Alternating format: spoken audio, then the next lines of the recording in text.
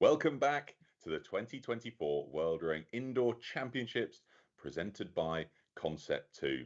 Coming live to you in a hybrid format as we did through the whole of yesterday, with athletes joining live from all around the world and also from our venue, the O2 Universum in Prague, Czechia. Over 2,000 athletes competing from over 50 nations in what shapes up to be 62 races worth of indoor rowing through the course of our 2 days. So wherever you're joining us from around the world, morning, afternoon or evening, a very warm welcome indeed. My name is Peter Hanlon. I'm going to be your anchor through the course of today, and joining me on our commentary team for this morning's block of racing, you can see here we have Niamh Hayes, our all-star coastal rower, indoor rower from Galliflash in Ireland. And on the other side of me for today, we have Shane Farmer, founder of Dark Horse Rowing and general all-around guru of indoor rowing training. So we're very much looking forward to taking you through today's program. Loads and loads to look forward to. And today's program pretty much kicks off with a load of sprint races, or if you can consider 500 meters sprints, shorter than the usual 2,000 meter distance, but there's loads to look forward to with athletes from all around the world tuning in to try and get themselves onto the medal podium for their categories. Loads to look forward to, but before we get into what that means for a hybrid event, Niamh, it's great to have you back with us. Any particular call-outs that you're looking forward to today? Thank you so much, Pete. Yeah, great to be back here this morning. So we saw some of the 500 meters sprints yesterday. So we kicked off a few of those yesterday. So great to see that they're back now this morning. And a few I'm looking forward to, definitely the women's 17 to 18 and the under 17 women, because they were blistering 2Ks yesterday. So I'm looking forward to a lot of those competitors coming into the 500s now this morning. Yeah, and they've had an overnight opportunity to rest up, get the legs back on form, and see if they can get back on the podium today. Now, Shane, how about yourself? What are you looking forward to today? Pleasure to be back, Pete. Thanks for bringing us all back together here. And let's see, I got to say for the 500, I'm pretty excited for the men's 40 to 44. We were seeing some quick times yesterday in the 2K and had fun watching those races, but also selfishly, again, I'm always going to say first, I'm going to have fun commentating this one. The unique event style makes for something that's fun and enjoyable, and also keeps things fresh as far as spectating and commentating goes. Yeah, certainly a pretty cool format, and great to see some real icons of the sport challenging each other in our Versa. But for those not too familiar with our hybrid format, here's a little explainer video. The World Rowing Indoor Championships are coming to Prague. It's time to spin the wheels. Taking place 23 and 24 February, the 2024 World Rowing Indoor Championships, presented by Concept 2, will be held at the O2 Universum Arena in Prague, Czechia. The event will be staged as a hybrid competition. Participants will be taking part in person in Prague or participating virtually from anywhere in the world. Virtual and in-person competitors will race against one another in real time during the Indoor Championships on their Concept 2 indoor rowing machine.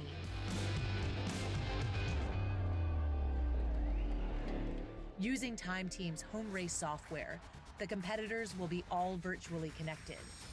While racing, competitors will know their placing as their indoor rower will be running in race mode. This will allow them to see their position in a race on the rowing machine's monitor.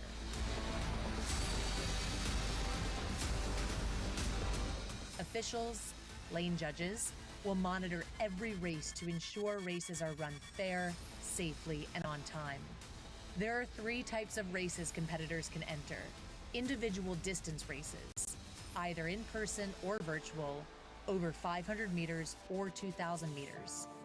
The relay races, also in person or virtual, where teams of 4 race over 2,000 meters. And finally, there is the World Rowing Versa Challenge, returning after a successful first edition in 2023. The competitors in this category will complete 5 challenges on the indoor rowing machine over 2 days to crown the most versatile indoor rower in the world. Competitors from 60 nations are registered to take part in the championships, with ages ranging from under 17 to over 80. The World Rowing Indoor Championships is an event where athletes can show their raw speed. Olympic rowers and fitness enthusiasts alike will be there on 23 and 24 February to compete and spectate on some intense racing, all hoping to claim the title of World Rowing Indoor Champion.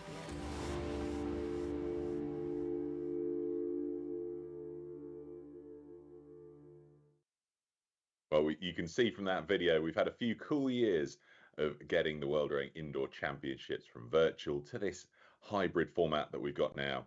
Now, you can see us on screen here in the studio. We're the virtual set of commentators who are going to be covering all of the races, but we've got our man on the ground there in the O2 Universum in Prague, Czechia, Mike Arsenault. So let's go down and say hello to Mike.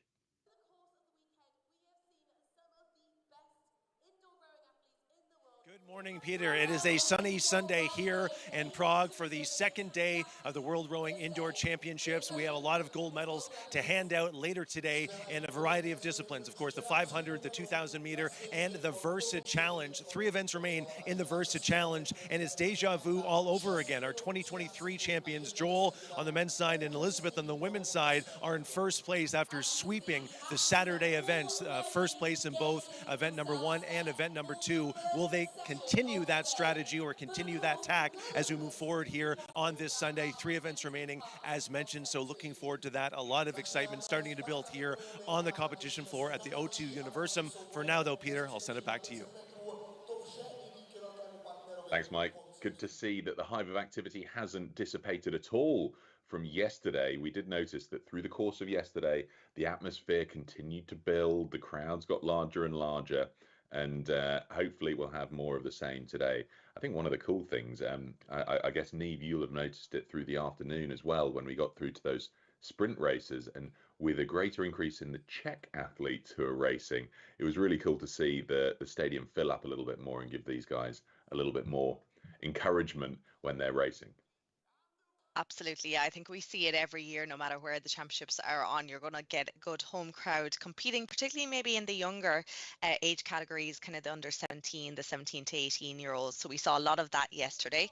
And again, this morning, we'll have lots of those younger 500 meters. And again, lots of athletes competing from Czechia. And I know that the home crowd will be there coming in to support them. Very cool. And we're starting off here, you can see, with the PR events. First off, for the women. So they're getting themselves situated on System B. We can see here, though, that this is System A, where the men are getting themselves situated for the next race. Now, Shane, it's quite cool that we've got 2 race systems. It allows the stadium to set up for one race whilst another one's running. Yeah, Pete, it's a really nice format that allows for a bit of a ping pong effect while they're down in the stadium, which also helps things to keep moving smoothly. It means that while one race is happening, another race can be getting set up, athletes can be moving onto the floor, getting ready to go. Meanwhile, they're also watching that other race happen. There's a little bit of something where I think that also helps to kind of get their energy going, get some of the nerves out when they get to walk on and see other things happening. It's a nice format and allows for the racing to continue flawlessly. Very cool indeed. Well, the first one off to kick us off for the day is due off in just under 1 minute. It's the PR1, PR2, PR3, and PR3II intellectually impaired women's race. 500 meters. Neve, we've got 7 athletes in person and 3 tuning in from home. Exactly, yeah, it's great to see the shots of both the stadium there on our screen, as well as we're looking at someone's, it looks like it might be a rowing club. But yes, if you are tuning in and looking at the screen and we can see the tracker there, you'll see the different categories, and each of the colours represents a different category. So we have the PR1 women's, which is the 2 yellow boats that you're seeing. We have the PR2, which is the red, PR3 are the green, and then we have the PR3II, which is the pink. Is just off your screen at the moment, but it will pop up shortly. So yes, we are off the first race of the day, first 500-meter sprint here, and we're already off to a great start, Shane. Yeah, it's when we get to these 500s, things just start moving so fast. These races are over almost before you recognize that the race has started.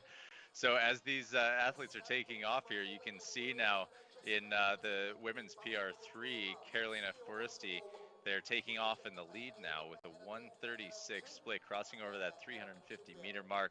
Shortly behind, 6 meters back, is Eva David, followed by Marie-Laure Robillard, 10 meters back from that first place position. Yeah, things starting to open up here now. We're already over 200 meters in the PR1s. Then we have Zara Mohammed of Egypt there with a nice lead. She is over 40 meters built up there over Sylviane David of France. We have the PR2 then just 15 meters separating the two competitors. In that we have Ragi Rahel of Hungary and Daniela Kasia of Malta there. So already over halfway for most of these athletes, and we are seeing on our screen there, we can see Marta Picciano of Italy there, the sole competitor in the women's PR3II. And coming into this final 100 meters, back to Foresti in the women's PR3, still holding comfortably onto that lead, holding 18 meters ahead of David, followed by Robillard, again 40 meters back. She's going to cruise into that first place finish. It looks like that leaderboard is going to be decided nicely. Meanwhile, not noticing that there are going to be many shifts happening in the PR2 or the PR1 there. It looks like those positions are set coming into their final 200 meters. We've got Mohammed sitting in first place, and that is a virtual athlete that is coming into that final 100 meters there, followed by Sylviane, who is going to be 75 meters back from that first place position, as most of our PR3 athletes now have crossed the line. Picciano has now finished with a 147, as our 2 other races come into that final 100 meters. Yeah, final few meters here for these. I'm sure Carolina Foresti there in the PR3 will be happy to add to her medal collection, coming second there yesterday. And Eva David, who just finished second, she was just off the podium yesterday, finishing fourth. So no doubt she'll be very happy with that performance this morning.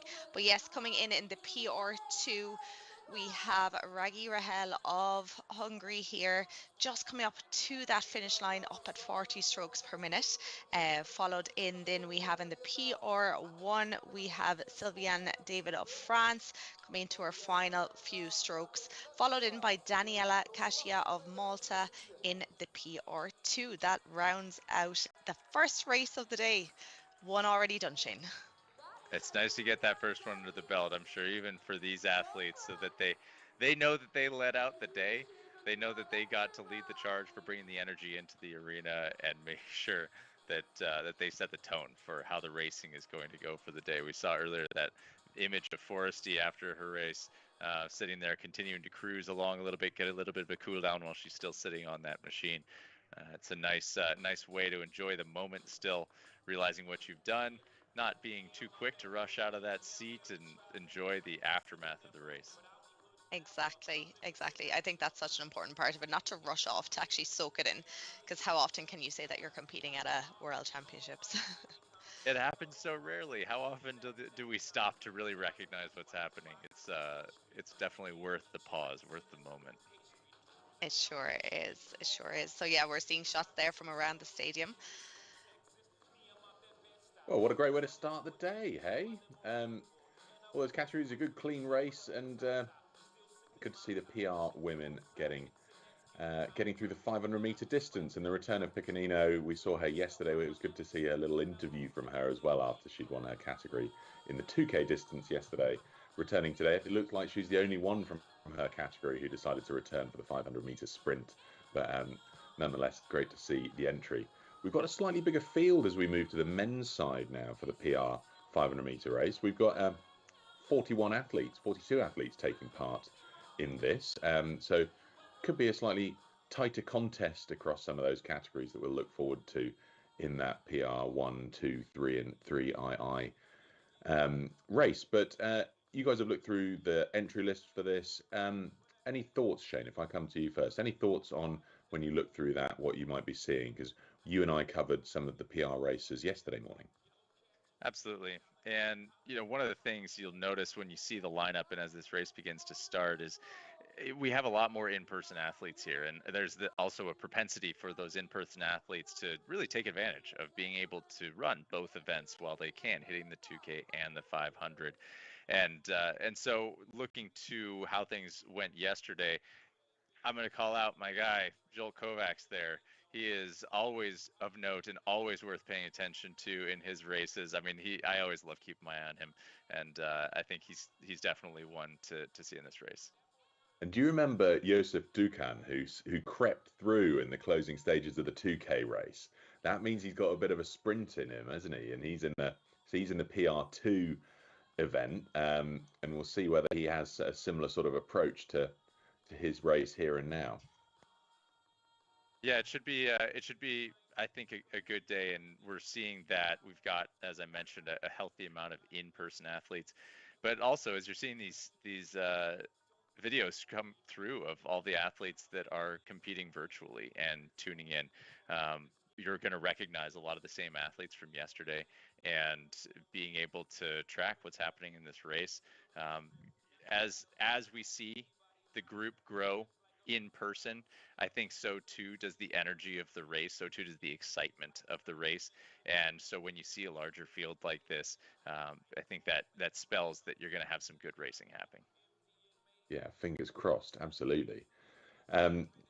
So yeah, we've got a pretty decent field lined up in this men's PR set. And Neve, you've had a look through the entries list too. I mean, any call outs from you?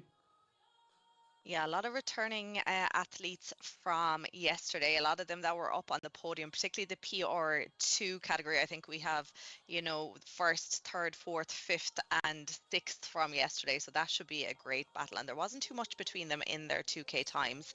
The men's PR1, then we saw on the screen a while ago there, Mikola Tavihon of Ukraine there finishing sixth. He's kind of the fastest out of the returning athletes there in that category. So lots to look forward to. I'm interested to see if John Kenny from Ireland will make an appearance in the PR2. He was down to compete yesterday in the 2K, but I don't think he started that race. It'll be interesting to see if he comes along today. But yeah, there's a lot of returning athletes. But I guess it's, and Shane, you can probably answer this, will the results from their 2K races yesterday, does that always translate over to the 500 meters? Are they always good at both, or are you just better at one or the other? That is a great question. Yeah, the fitness that you take from that 2K is applicable in some ways, and yet at the same time, what it takes in order to be able to get through a 500 can have much higher demand of power that's required. And so when you start to move outside of, I think we can look at a 2K as a sprint, and yet at the same time, you need a strong enough aerobic base to be able to handle that distance. When you get to a 500, there is an element of being able to just go. without having to worry quite as much about that aerobic base that's going to sit there to help you survive through. So we could see some shakeup in the standings here as athletes that may not have been able to support that fitness of the entire 2K could have an opportunity to thrive here. Yeah, I think we're just getting ready to kick off here. You'll see on the screen stop rowing. So all athletes have to come to a stop before we can get going. The flywheels on the ergs have to stop. So we're all sitting ready here now. We're getting great shots from the stadium up close there to the athletes. Hopefully that camera shot isn't throwing them off too much. But yeah, looks like a nice clean start across all categories here now this morning. And something that's worth noting, and we covered this yesterday, and Eve, I'm sure you guys did as well, but when we're looking at all these different categories, you are going to see different strokes. You're going to see different ways of modifying the machines as we look at all of our categories, PR1, PR2, PR3, PR3II. You'll see different forms of modifying machines, and it's worth noting that just because you may be in a single category together does not mean that you're going to have the same modification of the stroke. And what we were chatting about it, and something that's I think the value of this is that you can have some real variety in performance here as a result.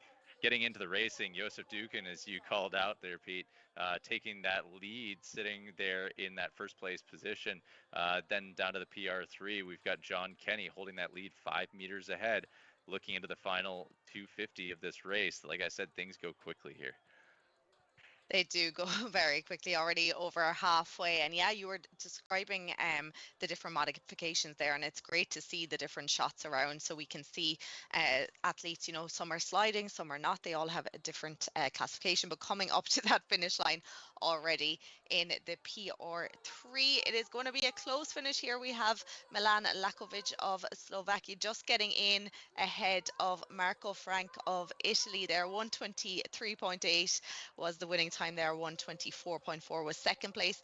We also have, as you mentioned, Josef Dukan of Czechia, 133.9, followed in by Yusuf Wardani of Egypt.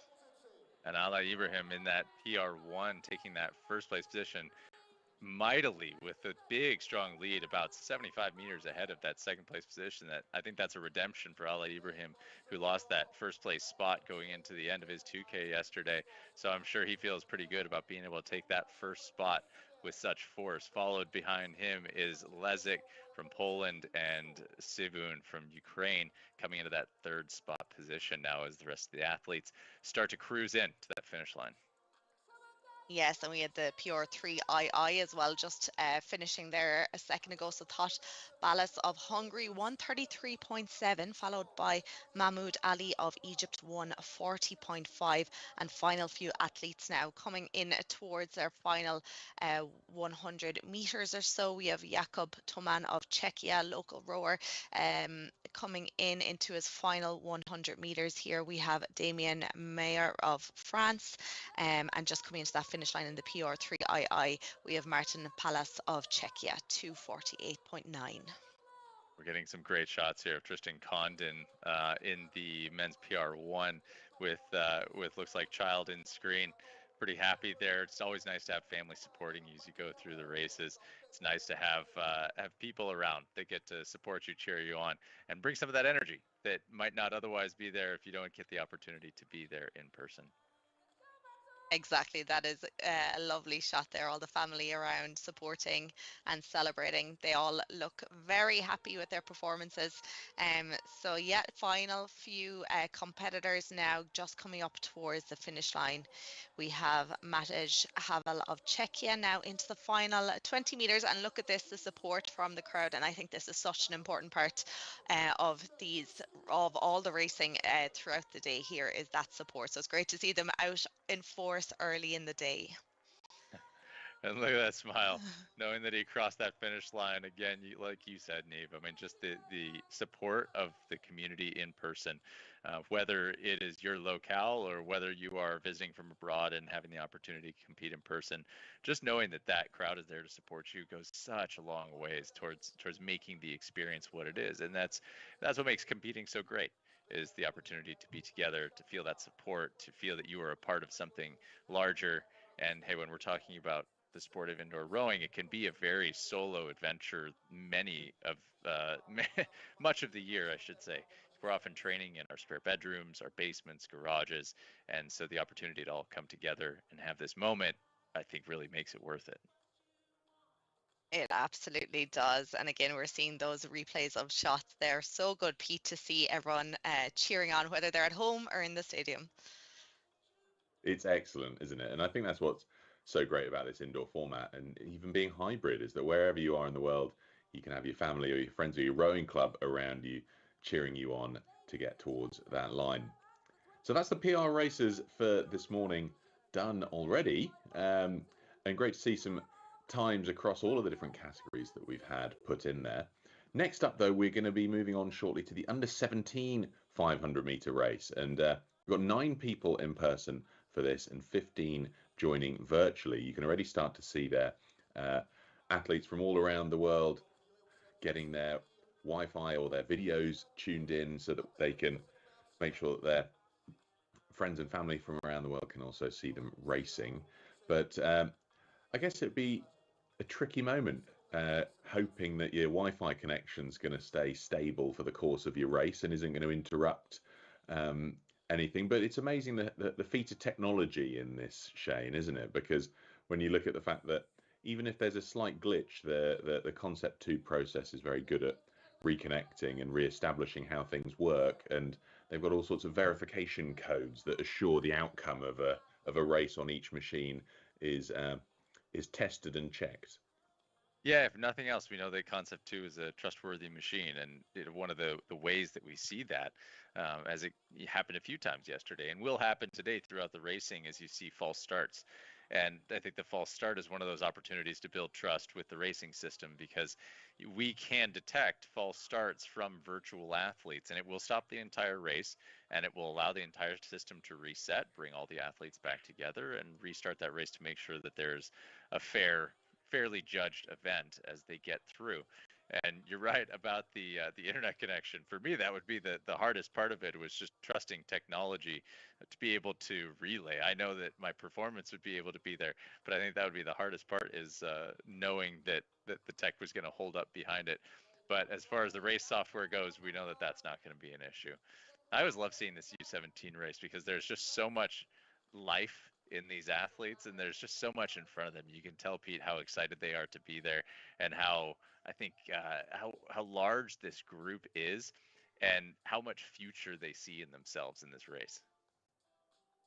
Yeah, it was really cool to just see on the big screen there. That was Yaroslav Zakharov, who was telling us about his family's journey yesterday as he moved out of Ukraine to continue training with his brother for the indoors. And he set down a great time winning his heat in the 2,000 meters yesterday. Didn't win overall because the second heat was that little bit quicker, but it's good to see him back in there. And you're so right, the sort of vibrancy of the younger athletes coming into this, and good to see he's entered the 500 meters as well. I was scanning my eye down the entries list, hoping to see if Alp Karadugan, who won it yesterday, might have returned. Doesn't seem that he's back for the 500 meter here. But Niamh, any particular highlights for you for the under 17 500? Yeah, I was expecting to see him as well, but no, he's not making an appearance. The win yesterday in the 2K was enough for him. But Paul Schinnerl of Austria, of course, came second yesterday to him with a time of 6:04.4. So definitely one to watch. And as we saw there, and as you mentioned, Yaroslav as well, I think he was disappointed yesterday with his performance. He said he was hoping for a 6:12, but he was a bit sick, he was saying, all week, and finished with a 6:18.3. But I think, he might pull it out of the bag in the shorter race here now today. Yeah, fingers crossed for that. But you're so right. Paul Schinnerl there for Austria, second in the 2K. Alp Karadugan, the only under 17 to have gone sub 6 in his 2K yesterday. But I suppose that opens the door for the sprinters in this field of under 17s. And Absolutely. It looks like we've got a clean start off in this race here as the athletes are taking off.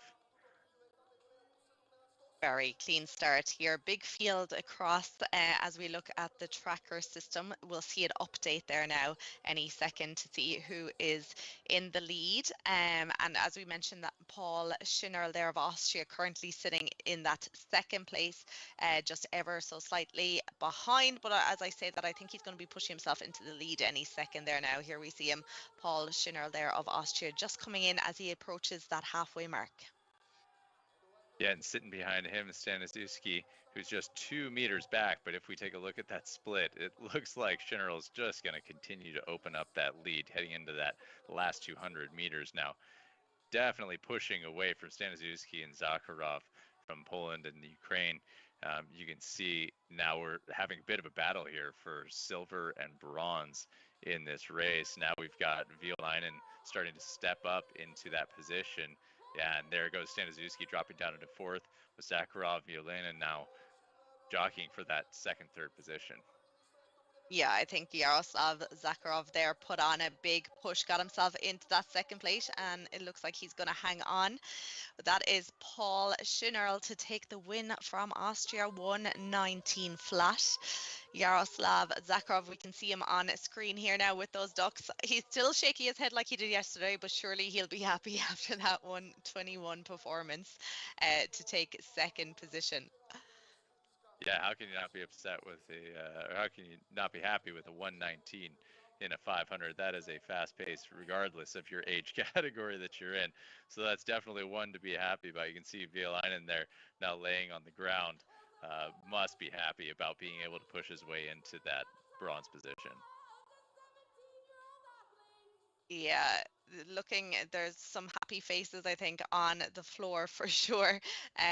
Yeah, so everyone finished there now, ranging from 1:19 down to 1:41.9. So big ranges there, but that was quick, that was fast. Even like the top 10 scores were within about 6 seconds of each other, so very little between any of the rowers in these sort of categories.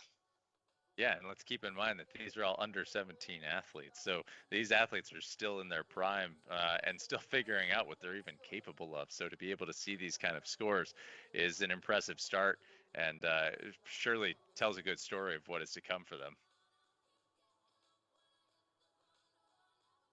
Well, a great race there for the under 17s. And pleasingly, we've got Mike, our man on the ground there, who's going to catch up with the winner, Paul Schinnerl.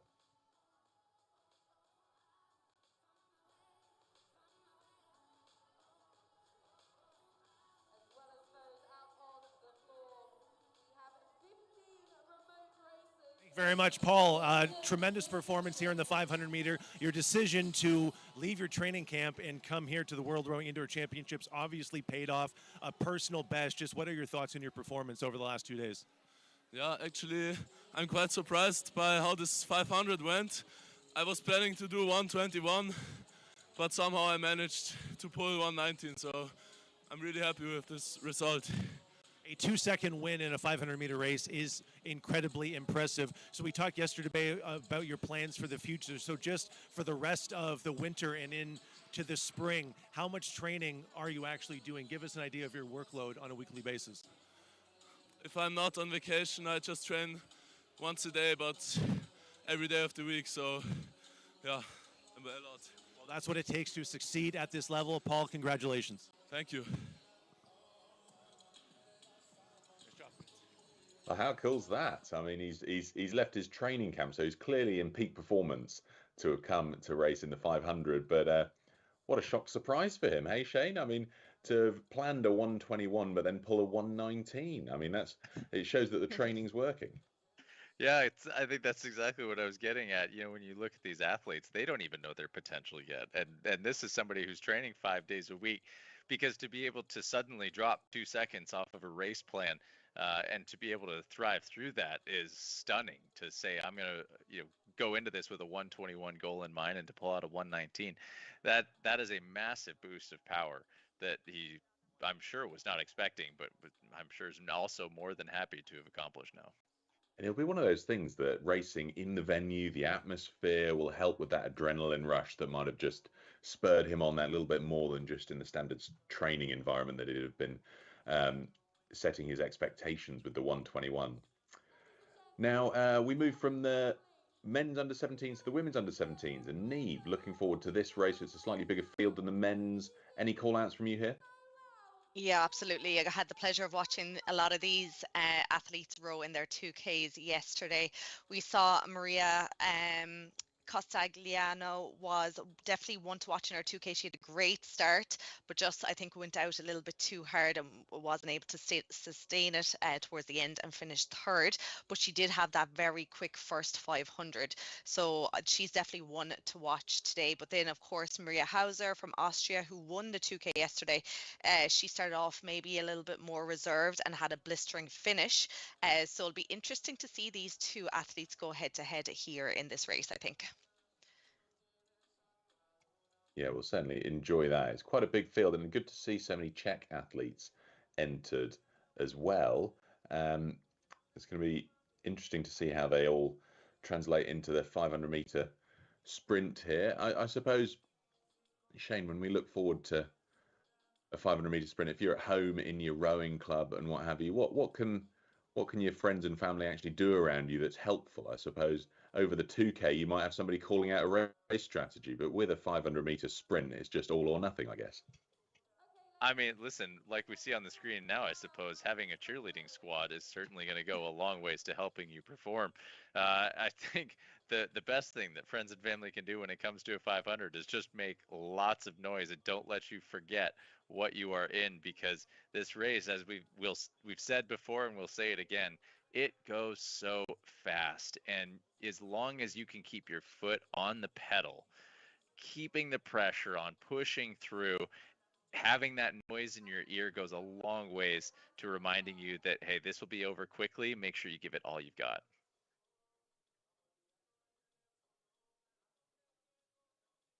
So we are gearing up for the start here of the under 17 women. We're seeing shots from the stadium. They're all sitting in their catch position here, watching their monitors, which will be telling them to go.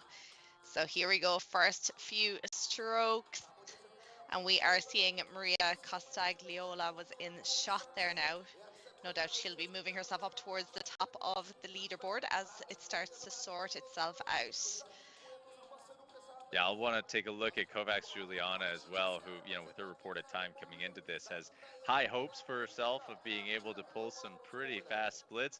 So we'll see if that holds true. Right now, Haikara from Finland stepping up into that first position, maybe giving a bit of a jolt to Costagliola and Juliana here. All three of them sitting at the top with just a meter separating all three of them. Yes, as they come up towards halfway now, it's about who can sustain or even up it a little bit here now. It does look like this is, at the moment, Anna Haikara of Finland here, just holding on. But Kovacs Juliana here, who finished second in the 2K yesterday, just has her split a pip lower here at 136 with 150 meters to go. They are neck and neck. This is going to go either way, Shane. Oh, this is going to be one heck of a finish here. Looking at Juliana and Haikara, looks like Juliana there just taking a meter on Haikara, with Costagliola behind, sitting 5 meters back. It looks like that first place is going to get edged out by Juliana. 2 meters back is Haikara. Costagliola sitting in that third place position as they come into that finish. And it looks like Juliana has taken it with a 135.7, with Haikara in second, Costagliola with a 136.5 in that third place position as the rest of our athletes start to trickle into the finish. That's amazing. We were seeing shots from Anna Haikara there in Finland, getting a big hug from the coach, 136.4 to take the second position there. Juliana, I think, was happy with that performance after getting that silver medal yesterday. She's moved herself into gold today in the 500 meters. That was brilliant. And Costagliola just hanging on there, 136.5. Maria Hauser there, who won her 2K yesterday, coming in that fifth position, 139.4. We're seeing Maria Costagliola there, looking happy, I think, with herself with that bronze position. Neve, as an indoor racer, what would you do if you're in that position? You had your 2K yesterday. You know that you have a 500 the next day. What would your preparation be post-race and leading into the following day? Well, it's all about recovery, isn't it? It's all about fuel. But I think we mentioned it yesterday about me rowing lightweight in Paris, and that in itself what brought struggles because you can't really, you just have to be mindful of your food intake, your liquid intake, particularly if you're on the cusp of that weight, making that weight, which I was at the time. And so that kind of really impacts your recovery. You just have to kind of take it easy, get in some calories, get in your hydration, but as well, you just have to be really mindful. Now, obviously, they didn't have that issue in this race this morning, but yeah, definitely sleep. Fuel, I think a cool down after the race. There's no point just getting up and walking away and sitting down. A cool down is really important, and of course, a big warm up then as well in that morning. Yeah, I feel like the saying goes, the shorter the race, the longer the warm up to make sure that you're ready to go to be able to deliver that power. Absolutely. And we're seeing, I love the cheerleader squad, as you had mentioned, Shane, there we saw with the pom-poms. I'm sure that helped get her over the line. And there we have a shot of Anna Haikara, who seems delighted with herself with her 136.4 silver position. Oh, look at how happy she was. There's nothing better than seeing a racer who's truly happy with their performance, right, Pete?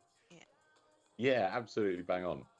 So cool to see anybody who's delighted by their performance, even if it doesn't put them into the medal podium. It's just good to see people outdoing themselves, and it's a little bit of a self-contest to make sure that they're giving their absolute best and improving on their personal bests. So a very cool outcome there for the under-17s. Next, we're moving on though. We're moving up just 1 year to the 17 to 18 men and women 500 meter sprint. Slightly bigger turnout for this. We've got 17 in person and 16 turning up virtually for this one. So it's going to be a good, fun race, this. I suppose, Neve, as we look forward to this set of athletes, any key returners from the 2K yesterday that you might have your eye on? Yeah, just a couple, not too many. So in the women's 17 to 18, Gurley Endrickson there from Estonia, who had a super finish in her 2K. She kind of came out of nowhere. I wasn't really watching her until the very end of the race. She kind of seemed to come out of nowhere. She finished with a 7:05.7. So that sprint finish will likely translate over to that 500 now this morning. We had Mayamam El Dormati of Egypt. She finished 7th yesterday in her 2K as well. And then the men's 17 to 18, I know that's going to be a fast and furious race. Only kind of returning one from yesterday, Marlon Kastekra from Austria, who finished 4th just off the podium. So no doubt he's hoping to get himself up there today. So this is amazing, Shane. It's basically that we've got the sprinters who've turned up today, whereas yesterday we had the real 2K distances. There's a few people who have transitioned over to the shorter distance, but it seems to be a largely new field who are really specialised into 500. I feel like this year we're seeing a lot more people who are just specializing in their races and not trying to tackle both, which I think makes for some fun racing because it means that these athletes have their eyes laser trained on trying to accomplish that specific distance rather than trying to be great at both. Now, don't get me wrong, it's wonderful to see somebody who can tackle both the 2K and the 500 and being able to pull them both off. But to see and know that we've got some snipers who come in and say, the 500 is my distance. That is what I'm going to take on. I'm going to come and I'm going to be ready to go for that race. I think that makes for some fun. Certainly does. So we've got a lot to look forward to in the 17 to 18 500 meter sprint. But just before we do, we've got a brief video. Dick and Pete Dreisigacker, what is indoor rowing all about?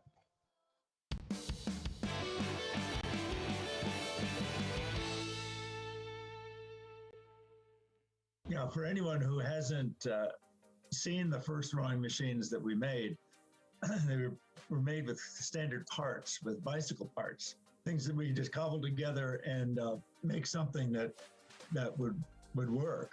The rowing community was so ready for something that was a training machine that was really affordable, that they could get on, that they could get enough of these machines together to have a competition. I mean, the rowing community is what made it work. I guess in the back of our minds, we always felt that indoor rowing could someday take its rightful place along with indoor, stationary bikes and treadmills as sort of the mainstay of indoor cardiovascular fitness. it's something we've been trying to promote to as many people as possible, trying to build that base of people who embrace rowing, and we felt like we were the only ones out there trying to push it. And now there's some real momentum, and we're seeing the numbers of people who embrace rowing as an activity just skyrocketing. It's really full body. You get full movement of all your limbs and whatnot, and it just makes you feel good after you row.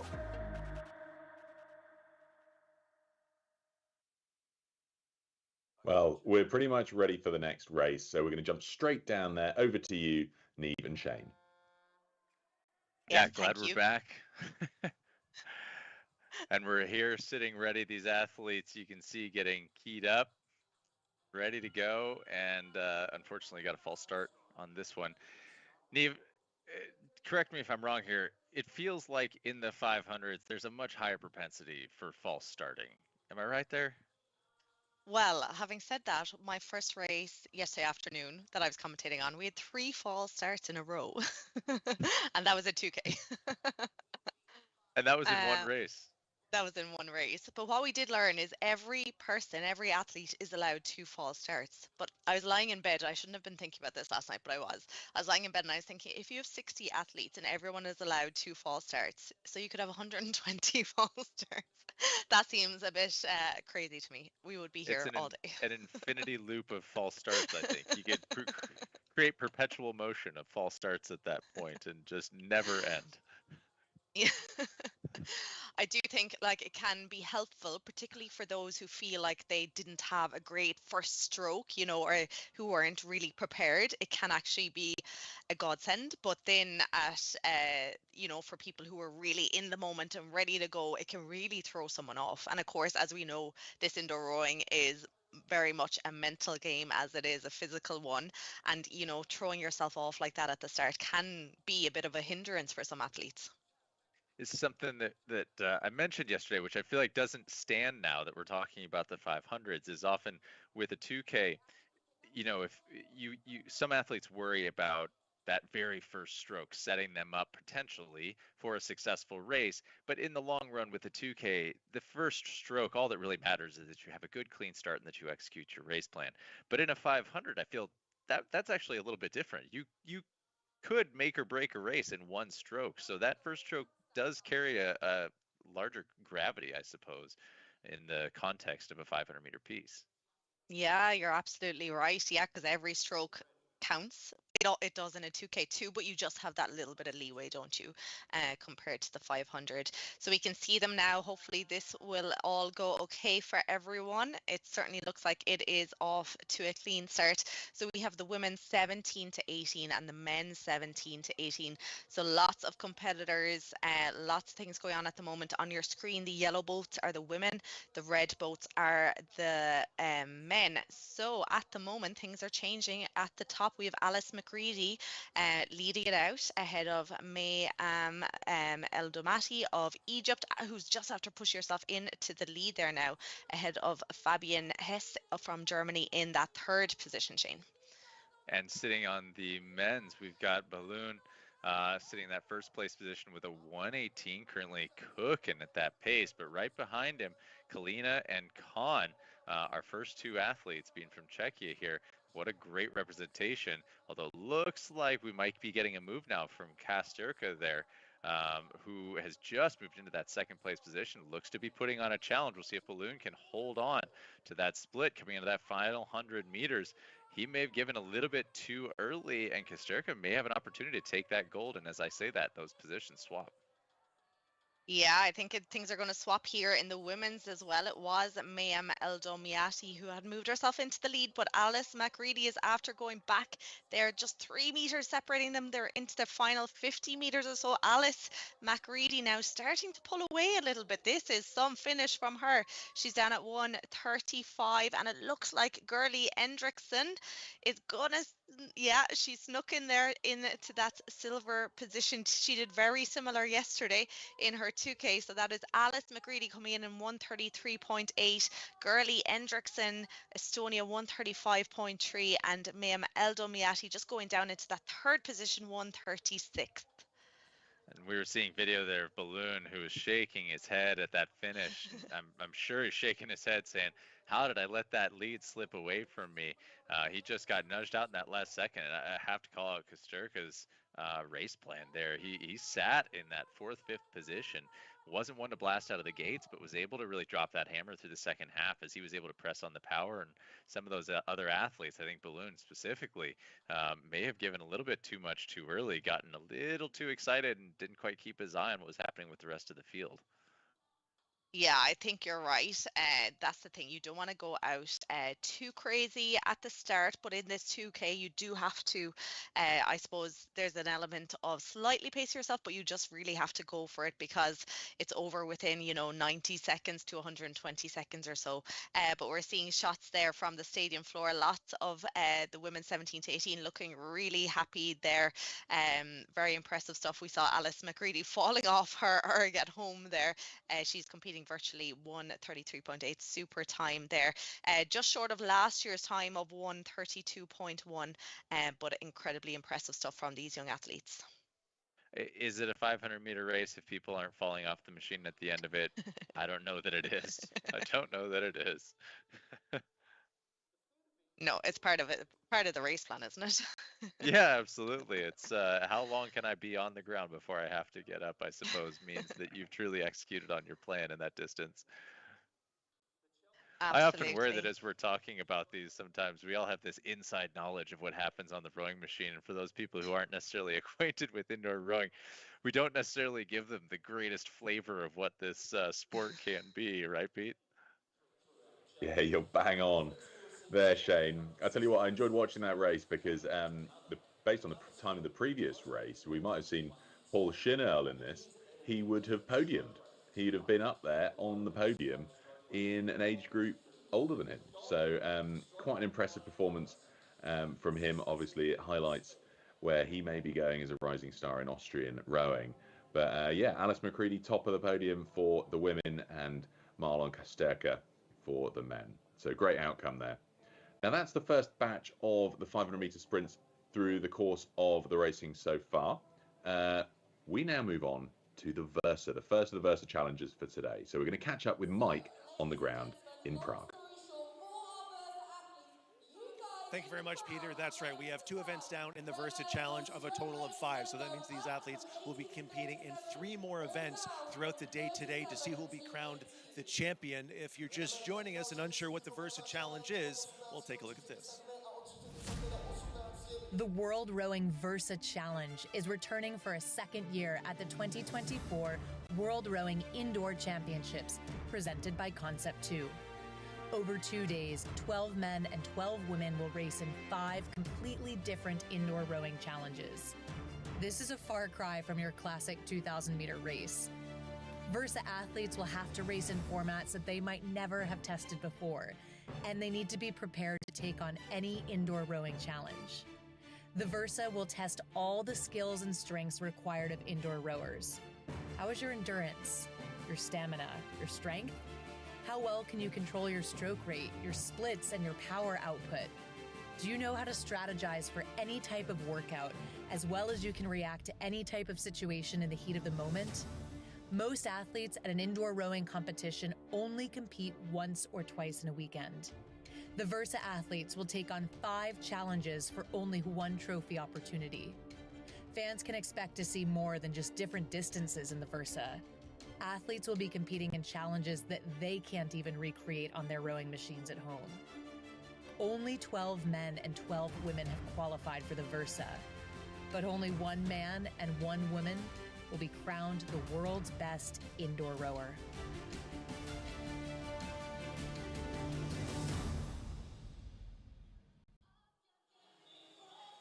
Now, the key word from that video was strategy, because that is going to be needed in spades for this next event, Power and Pace. It's a combination of both speed and accuracy / consistency. Here's a little bit more.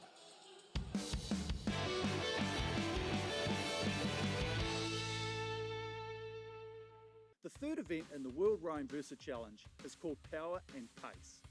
Power is important, but pace is too.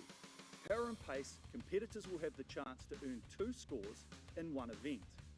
The challenge is a 20-minute row with a stroke rate that changes every minute. But here's the twist. It's the audience in Prague that will vote on if the first stroke rate increases from 18 to 37 or decreases from 37 to 18 throughout the challenge. Athletes will receive a score on how consistent their splits are from 1 minute to another, and another score for the most metres rowed in any 1 minute segment. Penalties are added if an athlete's stroke rate is above or below the prescribed stroke rate of any given minute. The goal? To strike the right balance between consistency and speed.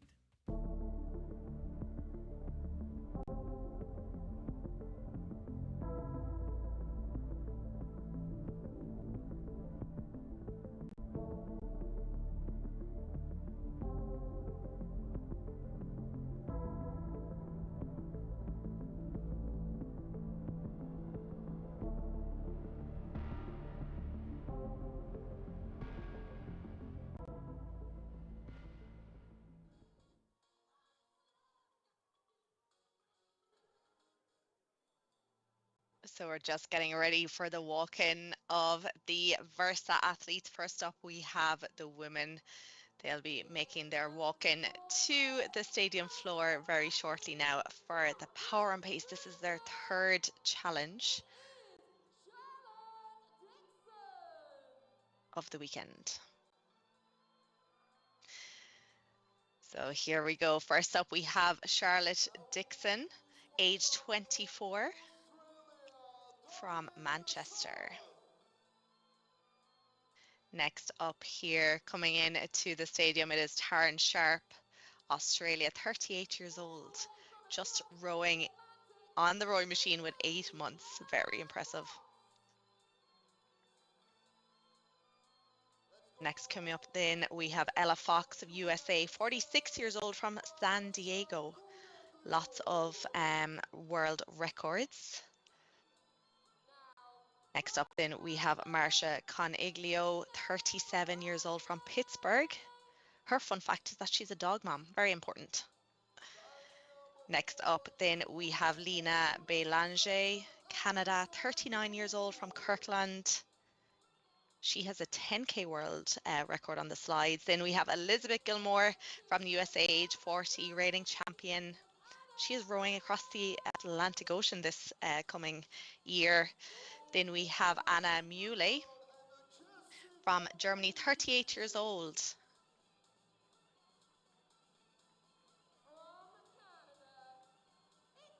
Next up, Jessica Eddy, first of our wildcards from Great Britain, Olympian. Then we have Sarah Pigeon, 35 years old, from Canada. Then we have Morgan McGrath, USA, 43 years old. Lots of records on the ski erg by her. And then finally, we have Heather Petrasco, Canada, 35 years old, and that's our second wild card. Of course, we are missing our 12th competitor again today. So Nicola Goss, unfortunately, is sick again. So we just have 11 competitors here gearing up. Shane, the atmosphere right now must be electric with the lights down, the music pumping. Really gets them going, doesn't it? They bring the drama for this one, and I think it's well deserved to have the drama here. What we've done with this event is to really try to change up the way that people are perhaps perceiving indoor rowing. And so throwing a variety of workouts that fall outside of the traditional scope is what makes this so fun. And as you alluded to, these athletes we're walking in, we're finding athletes that are coming from all walks of life, not necessarily rowers. Some of them have been doing this for a very short window of time. Some have come over from other sports. It's an impressive background of athletic performance for these athletes.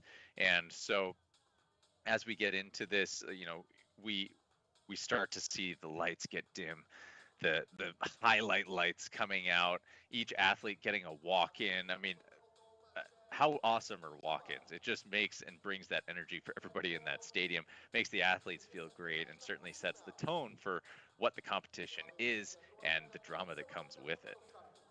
It's such a big part to it. I remember my walk-in in Paris in the stadium in 2020, and it was so nerve-wracking just walking in front of everyone, but so cool putting the spotlight on all of us. It was just such a special moment. So we are into the third Versa challenge of the weekend. 3 out of 5. This one is called Power and Pace. So these rowers are looking at a 20-minute row. We're already seeing a few pain faces here, and they haven't even started. Yeah, and the a fun element of this workout is that the audience is given the decision as to how this workout is going to go, ascending or descending. So the stroke rate window being 18 to 37 or 37 to 18. I believe it may have been Mike that's in the stadium there who was gauging from the audience, doing a little applause-meter, what the audience wanted as to whether the rate started at a 37 and drops down to an 18, or other way around, and the audience this time chose to make it a descending workout, so starting high. And in this workout, the athletes are receiving 2 separate scores, one of which is for their consistency and their ability to maintain rate. Now, if they are not hitting rate, you can see on that scoreboard there, it is telling they're getting dinged if their rates are off from the assigned rate. And so for them, there are many things they're having to juggle right now. One is, are they on rate? Then choosing what kind of power are they putting out for each of these minutes. And then at the same time, they have the option, not the option, I should say, it's the second scored event, is in which minute are they hitting the highest peak meterage, meaning how many meters do they row in a single minute. So there's a lot of adjusting and jockeying that has to happen, because an athlete has to decide, what minute am I going to really go for it to try and earn that second scoring position of most meters within a minute? Yeah, and we're seeing them there. They're already after going through that first minute where they were having to rate at 37.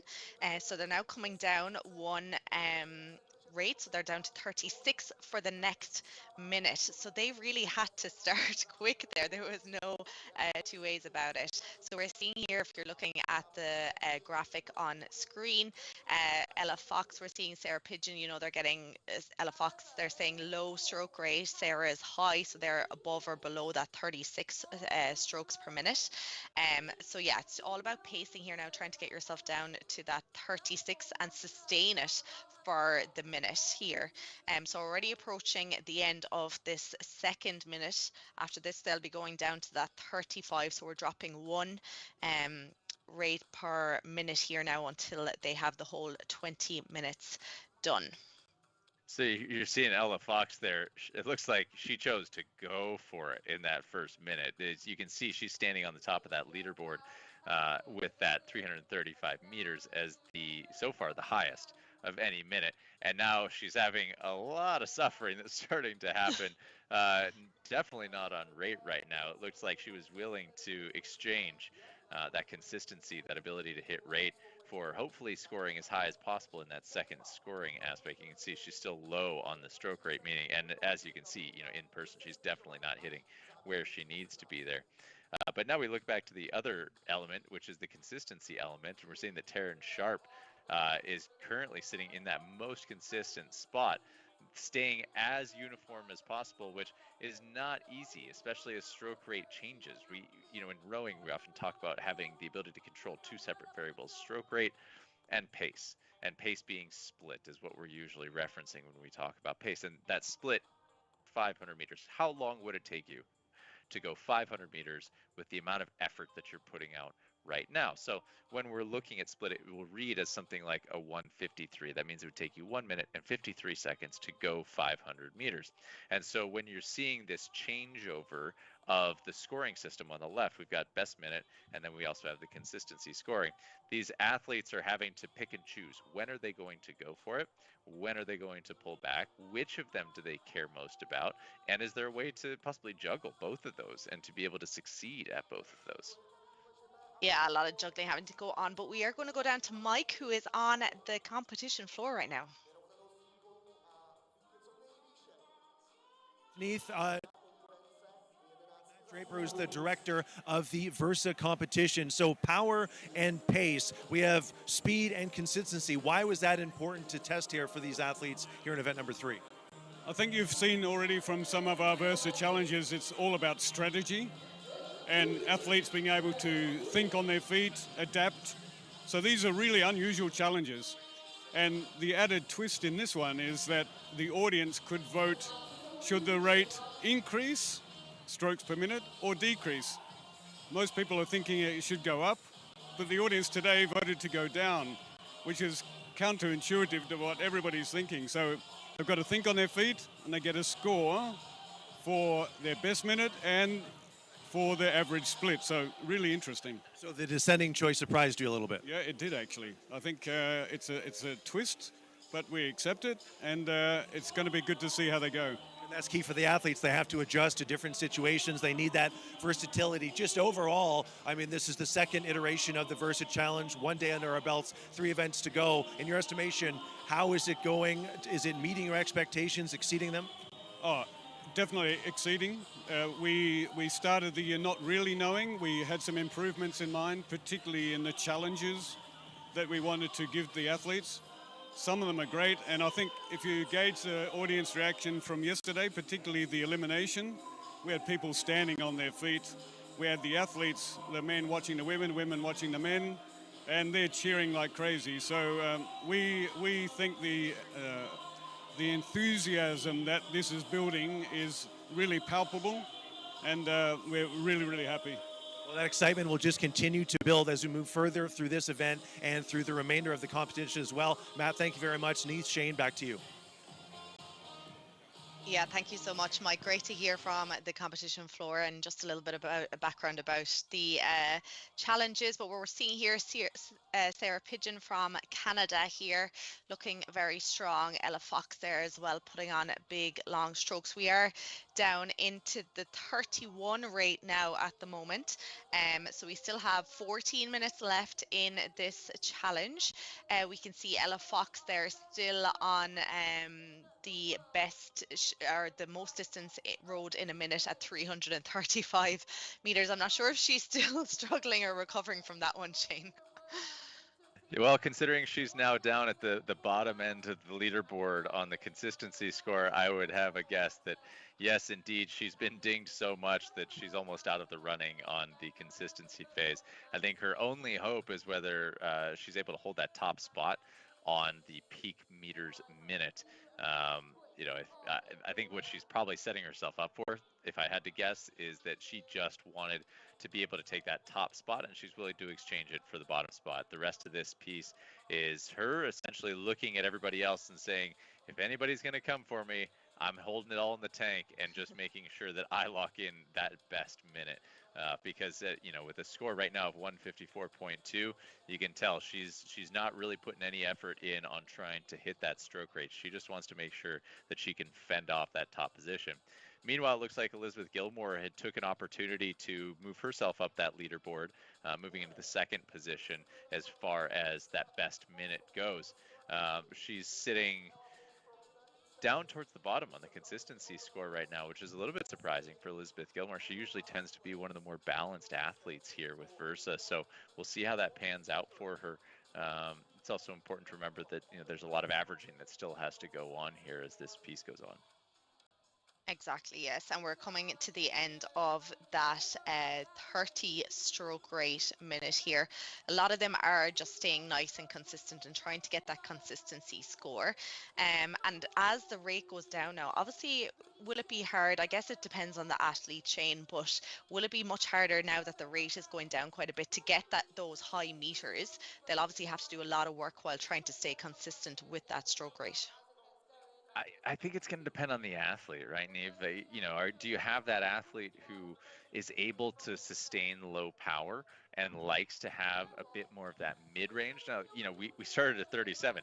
That's not a slow stroke rate. And so even that 30, while we've dropped 7 minutes into this, 30 is still a high rate. 29 right now.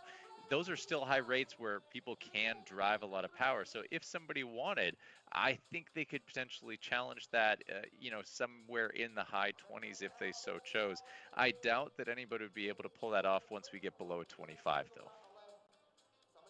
Yeah, I think you're right there. We're seeing shots of Taryn Sharp here now. Really impressive story. She is only rowing with 8 months. She had a baby about 8 months ago. She has a 2-year-old as well, and decided to buy a Concept 2 erg for at home to get herself healthy, to get herself fit after her pregnancy. And here she is 8 months later competing in Versa and really showing just how good of an athlete she is. I think that is such a really great story here. And we're seeing those consistency scores here now as well on our screen. Morgan McGrath, Charlotte Dixon, Leah Belanger. But yeah, I don't think at the moment, going by the meters, the best meters, nobody seems to be going for to try and take Ella Fox out of that position. We're just coming towards the end of the 28 stroke rate per minute.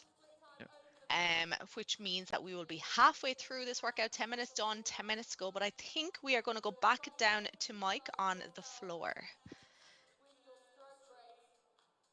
Much, Neith. You and Shane have been talking about the strategy and positioning for this event, and Eric, we've been talking about it as well. So if you take someone like Ella Fox, who's basically going for that first place and the speed total best minute for the meters, and has kind of punted the consistency measure. But if you take a look at the leaderboard, it seems like everyone may be shaking out by a middle of the pack, so it's going to come down to fractions. It is, and the idea behind having a power and a pace is that with the Versa Challenge, we're trying to find an overall athlete. And if you're in any environment, it's like, we want everyone to hit the same thing, and if you're not, you're going to get penalised, which is sort of what's happening here. So yes, you have to decide, like, am I willing to take a shot on one side and not the other? And we can already see it, and things are changing all the time, which is why this event is quite interesting, because it creates so many complexities. And at the end of the day, what could happen in a hypothetical situation is that everybody could end up on the same score. And so that's the thing, is like, are you willing to be, second on one side and fifth on the other, or first and 12th? And that's where you've got to say, where do I want to find my points from? And that's what we're seeing with some of the ladies out here now. It's also the timing of when you want to find those points, because do you go in the first minute or two to try and get the most amount of meters, or do you go for the consistency for the majority of the work and then push at the end? So if I could put you in power of pace at your apex, what would your strategy be? And we'll see if these women follow it or the men later on. Well, we threw a cat amongst the pigeons, right? And we said to the crowd, do you want to increase your rating or decrease, right? And so to get your best score, you're only going to be able to do it at a high rate. So we saw a couple of the ladies go full gas, because they're like, I'm not going to be able to hit this come 2 or 3 minutes later. So I have to go for it now, otherwise I'm not going to get the score. So that adds that cat amongst the pigeons. It was crowd interaction. They were the ones that decided which way it was going to go. So, at the end of the day, if the athletes are going to blame anyone, it's the crowd here in Prague. You've absolved yourself from any blame whatsoever. Very smart move, Eric. This is not your first rodeo. Thank you very much. We'll be interested to see what these athletes do, because, again, they didn't have a lot of time to come up with their strategy once they found out if it was ascending or descending. But, yeah, it will be exciting for the rest of the day. Thanks again for the insight. No worries. I love that they're blaming the audience. What a fantastic tactic. Let's squarely place that blame on the audience. They are definitely to blame for this workout and anything that the athletes are feeling right now. Yeah, so we are into, there's less than 8 minutes to go here now. They're on rate 25. They're coming into the final 15 seconds or so. Here, Elizabeth Gilmore here on our screen, looking pretty comfortable now. As we head in towards the 24 rate at the moment. Again, nobody has kind of gone to try and knock Ella Fox off the top of the leaderboard in terms of the meters.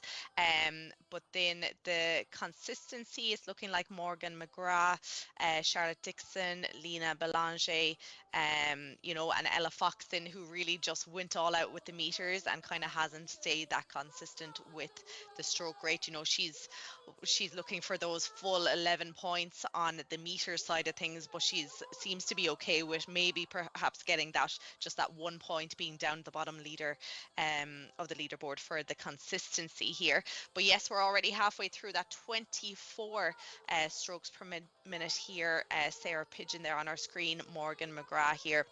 Really consistent. We can see there she's holding out that 24 strokes per minute with a split of 2:01 per 500 meters. So yeah, Shay, they're just coming up to that 23 strokes per minute now. Yeah, it's Morgan McGrath sitting at the top right now, just getting nudged out there by Charlotte Dixon.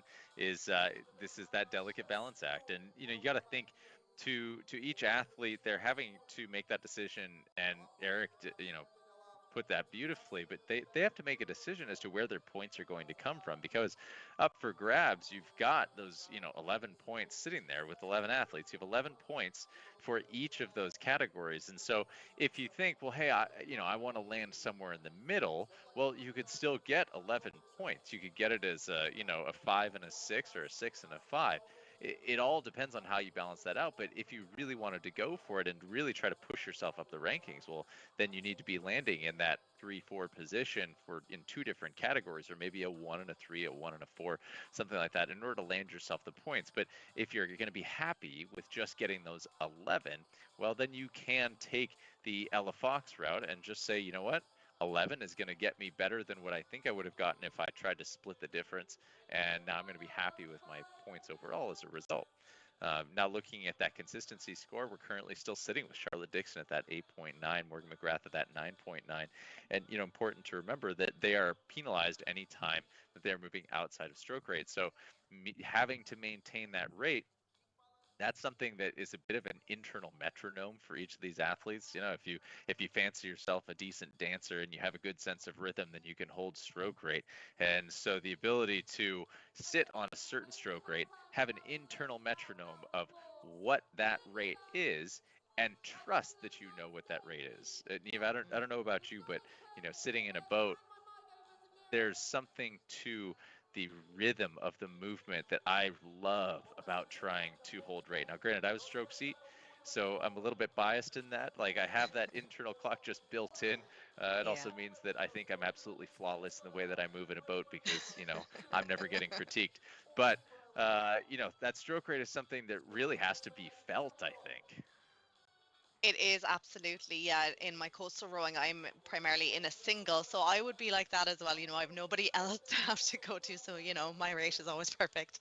No, I'm only joking, but yeah, that I wouldn't say that I'm a dancer, unlike the person we're seeing on screen in the background right now, but definitely having that internal rhythm, particularly as you get down here now into these. We're on 21 at the moment rate. I think the lower it gets, the more you kind of need that rhythm, making sure you're pausing enough time. Looks like Ella Fox there now, she's just again preserving that energy. Probably she knows there's 2 more challenges to come today. She knows nobody, I don't think at this stage, is going to be attempting anywhere near her 335 meters that she got in that earlier minute here now.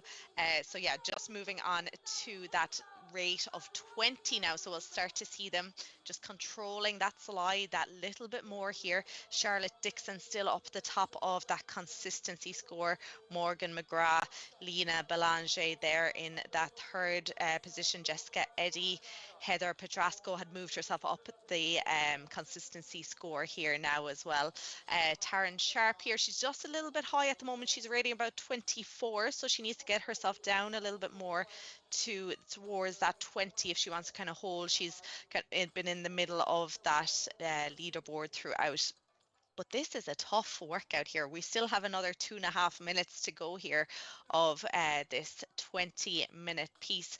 Lovely consistency here we're seeing out of Lena Belanger and Morgan McGrath on our screen here now as well. She's down in 9th position at the moment in those meters. She rode 249 meters in her best minute, just a little bit higher than on her consistency leaderboard. But yeah, we're already down to 19, Shane. I'm sure right now they are celebrating these low rates, and if you were there for last year's, or you were able to catch last year's, something that you're able to see is that even at those low rates, there was the occasional athlete who decided that they were going to go for it perhaps in that final minute and just say, you know what, based off of where I'm at with consistency right now, I'm just going to try and crank on that leaderboard to see what I can do for most meters. And we did see some athletes shift in the rankings in the final minutes. So we'll have to keep our breath held a little bit and see if anybody decides to go that route.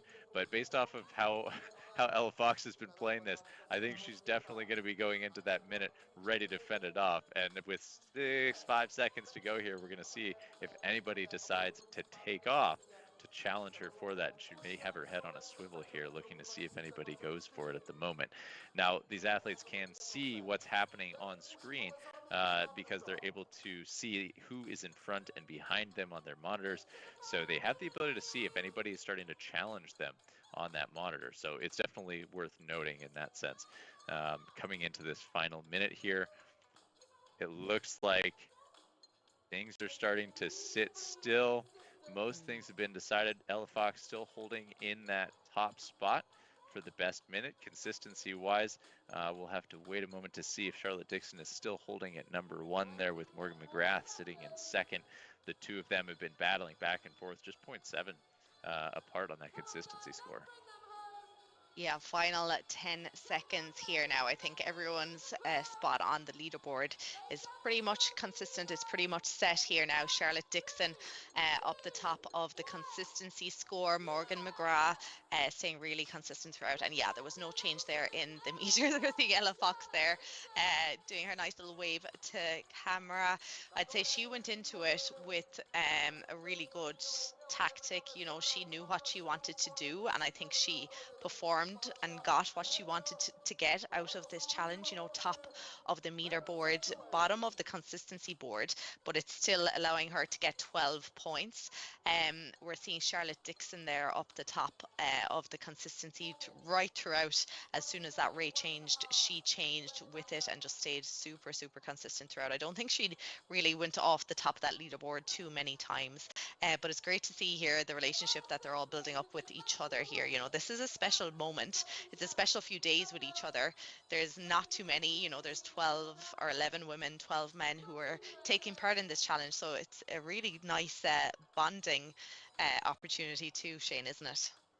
Yeah, and you know, we've been behind the scenes. We've been able to hear that the athletes are chatting, hanging out. They've been having conversations. At the end of the day, they're spending their time together, and that's obviously reflected in what you're seeing here on screen. And so we're, you know, having this camaraderie that gets established throughout the weekend for these athletes.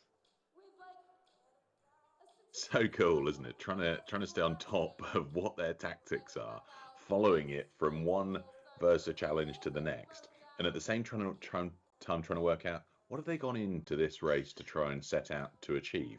Are they after? I mean, I think Ella Fox, it was pretty clear from the outset, she was gunning for that best distance in a minute, but the consistency one was tricky. It looked as though some people were going out for it from the outset, like Taryn Sharp was up there at the top from early doors in that competition, but seemed to drop back slightly. Perhaps they'd set out a little bit too hard in trying to get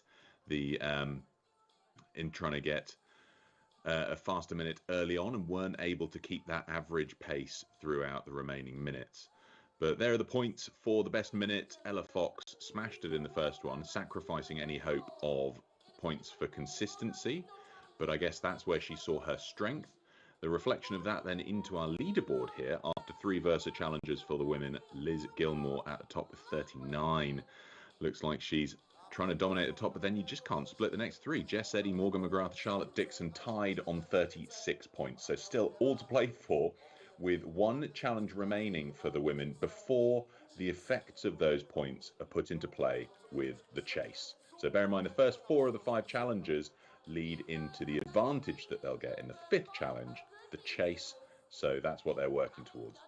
Now, that's status of the women's Versus so far. We've got Mike down there on the ground who's going to have a quick interview with the winner. Much, Peter. Charlotte, that performance on event number 3 will push you further toward the top of the leaderboard in the 2024 Versa Challenge. How difficult was it to maintain that consistency as you move further into the workout and that stroke rate continued to descend? Yeah, it was a lot more difficult than last year when we got to go from the low to the high. So I just tried to keep calm. I practiced sitting at each of the different stroke rates in the warm-up, and yeah, just kept my eyes firmly on my screen and didn't look at anything else that was going on, and I think that really helped. Silver medal in the first iteration of the Versa Challenge last year in Toronto. What made you come back for another attempt here in 2024 in Prague?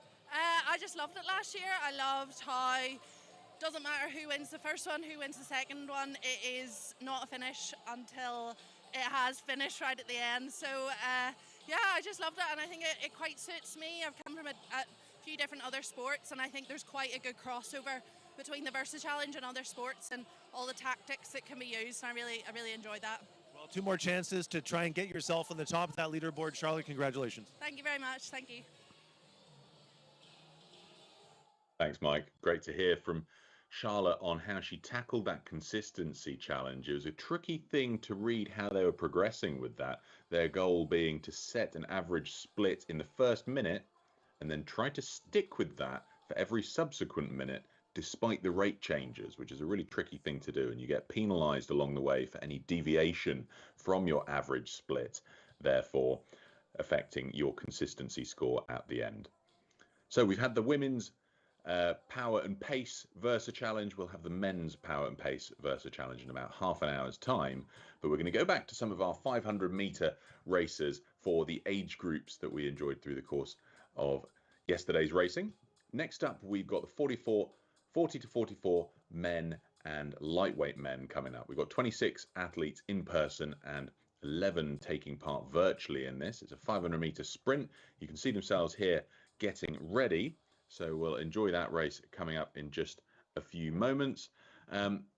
Look at this. Somebody warming up on the treadmill at home. David, oh, that's not David Rackstraw. That's clearly David Rackstraw's fan club getting their meterage in on the treadmill beforehand. So Jim Berryman here, some of the big names that we've seen dominating the 40 to 44 age category in recent years.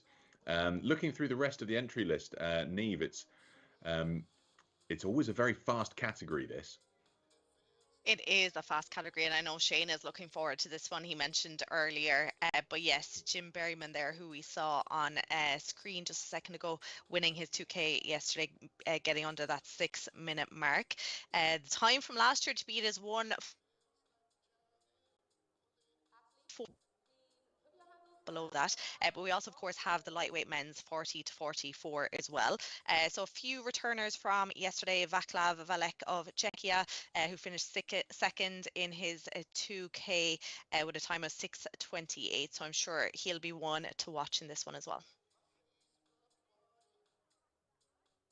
Yeah, and we'll be wanting to take a look at some of the splits in this. We're seeing some reported blistering paces, including down to the 1:16s for this 500 meter. There was a quick look at Vaclav Zita there, who was there for the 2K yesterday, was hoping for that top spot, missed just out on those top 3 positions. And so now as we get ready, the athletes have been brought to sit ready. This race is about to kick off, being called to attention. And I think we nearly saw the false start there on our screens. Maybe someone at home there was a bit eager. Yeah, boat number 111. Looks like that was Francesco Procaccianiti, who got that false start. But I imagine we'll be able to get that reset pretty quickly as the athletes will get reset and get ready to go. Looking like a few people frustrated there, I think, with that false start. Again, we saw it earlier as well. It's always that, it annoys some people, but then it suits some people to get that kind of first burst of adrenaline out of the way, and then they're kind of maybe a little bit more settled the next time they go into it, a bit more prepared. Jim Berryman, though, is sitting ready. He is not putting his handle down. He is not taking any chances here now. As you said earlier, Shane, every split second counts in these 500 meters. So you don't want to be behind. You don't want to be picking up your handle just as everyone else is getting going.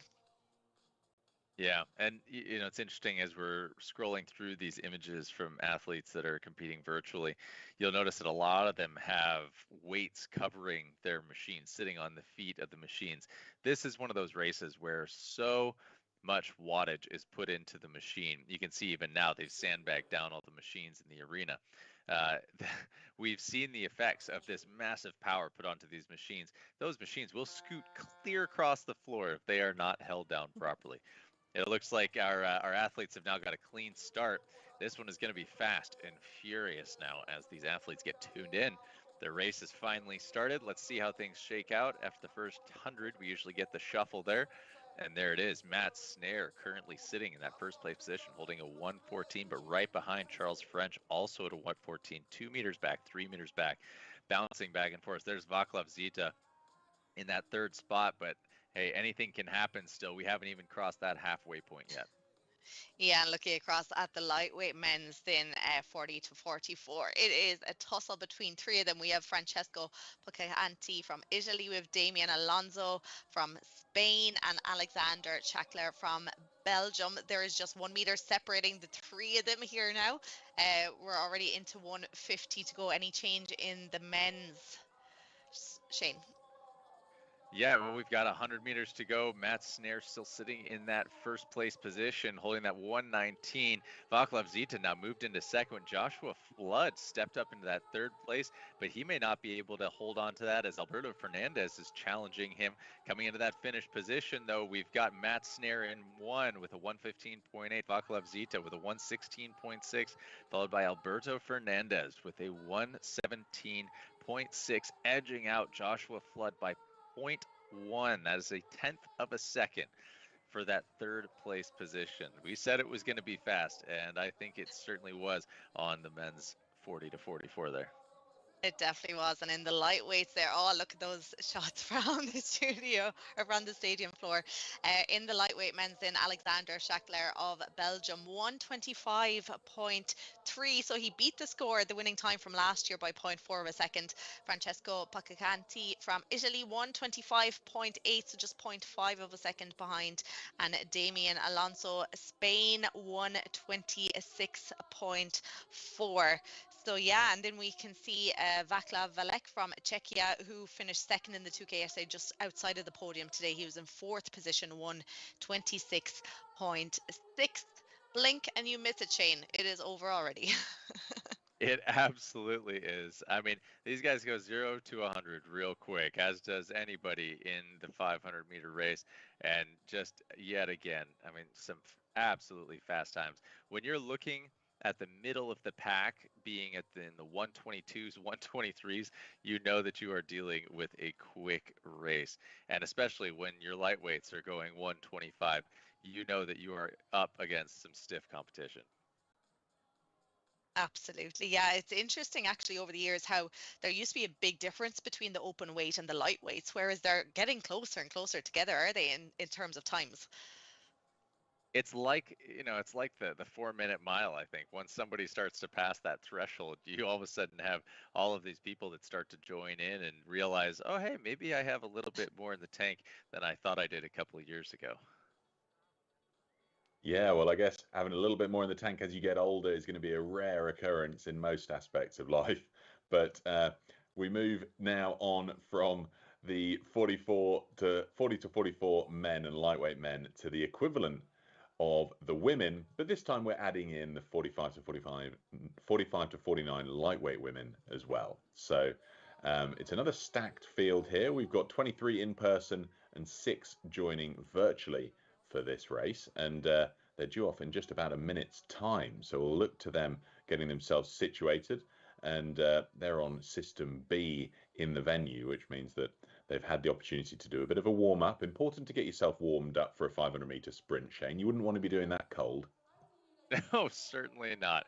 There's nothing like a 500-meter to make sure that you've taken enough time to prep ahead of time. We were speaking about this earlier, but the shorter the race you want, the longer the warm-up you need.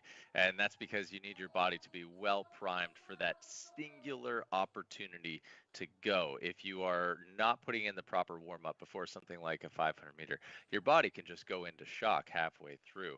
Now, you may be able to put in a real dominating first half, but if you want to be able to survive the entirety of it, you need to make sure that you've warmed up properly.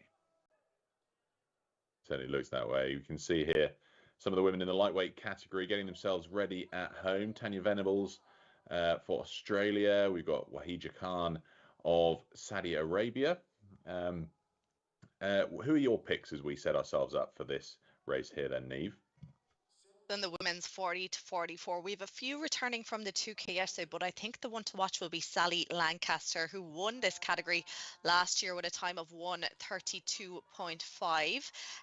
So let's see if she's been training hard over the last year and if she can translate that into a podium finish here today. So they're already off in this next 500 meter race. Things will just start to sort themselves out now in the next couple of seconds. At the moment in the women's 40 to 44, Radka Jurskovska of Czechia leading it out here with a blistering start, 1:26 here. Henrietta Hoberg then of Sweden in second. Sally Lancaster, who I just mentioned, down in that fourth position. Not sure she was prepared for that quick start out of all these athletes, Shane. Yeah, absolutely. I mean, looking at Jerikovska right now, I mean, that is an absolutely dominating split coming out of the gates. She is trying to set the tone in her race. Looking down to the lightweight women 40 to 44, we have a pretty tight race happening here with Sofiali, who had a dominating race yesterday and pulled an absolutely amazing 2K, sitting with a bit of a lead over Varma, but Varma 4 meters back is currently holding a split that's just a little bit faster and may give her the leg up as she comes into the final 100 meters. And then looking down to the lightweight women 45 to 49, we have a lead held by Salala with 7 meters over Complot and Loxo here. We're going to have some good racing. Yurikovska still holding on to that top spot as she comes into that finish. She is still holding on. We can see Sally Lancaster on the screen here now after moving herself up to second position here now, but there was no doubt about the winner here, Radka Jurskovska there of Czechia, 1:29.1, beating that 1:30 time, getting under that. Sally Lancaster then winning this category last year with a time of 1:32.5. She's down to 1:32.1 for that second place position, so nice little improvement there. And Teresa Horskova of Czechia 1:33. Shane, like at this level, when you're down at the 1:30s, like any split 0.1 of a second of an improvement is huge, isn't it? It absolutely is. There's just, when you are on the razor's edge like this, any kind of improvement, tenths of seconds are what matter in a sport like this. I had to call out as well, if we're looking at the lightweight women's 40 to 44, we have an unofficial tie for that first position with Margit Varma and Setvin Sofiali, who, again, I mentioned Sofiali from yesterday, had a wonderful 2K. They just both pulled a 1:40.7. Again, that's unofficial, but we're looking at a potential tie in that first place position. We talk about tenths of seconds mattering in this, and yet we come in with something like that where two athletes are just battling back and forth between them to be able to come in with exactly even times down to the tenths of a second. You have two incredible athletes against one another. Yeah, they battled it out yesterday, and here they are again as well. That was an incredible finish, and we're seeing the stadium starting to fill up. Big crowd there now, cheering on these athletes, and we can already see the next group getting ready and making their way towards the competition floor. But here on our screen, we are seeing the winners of the women's 40 to 44.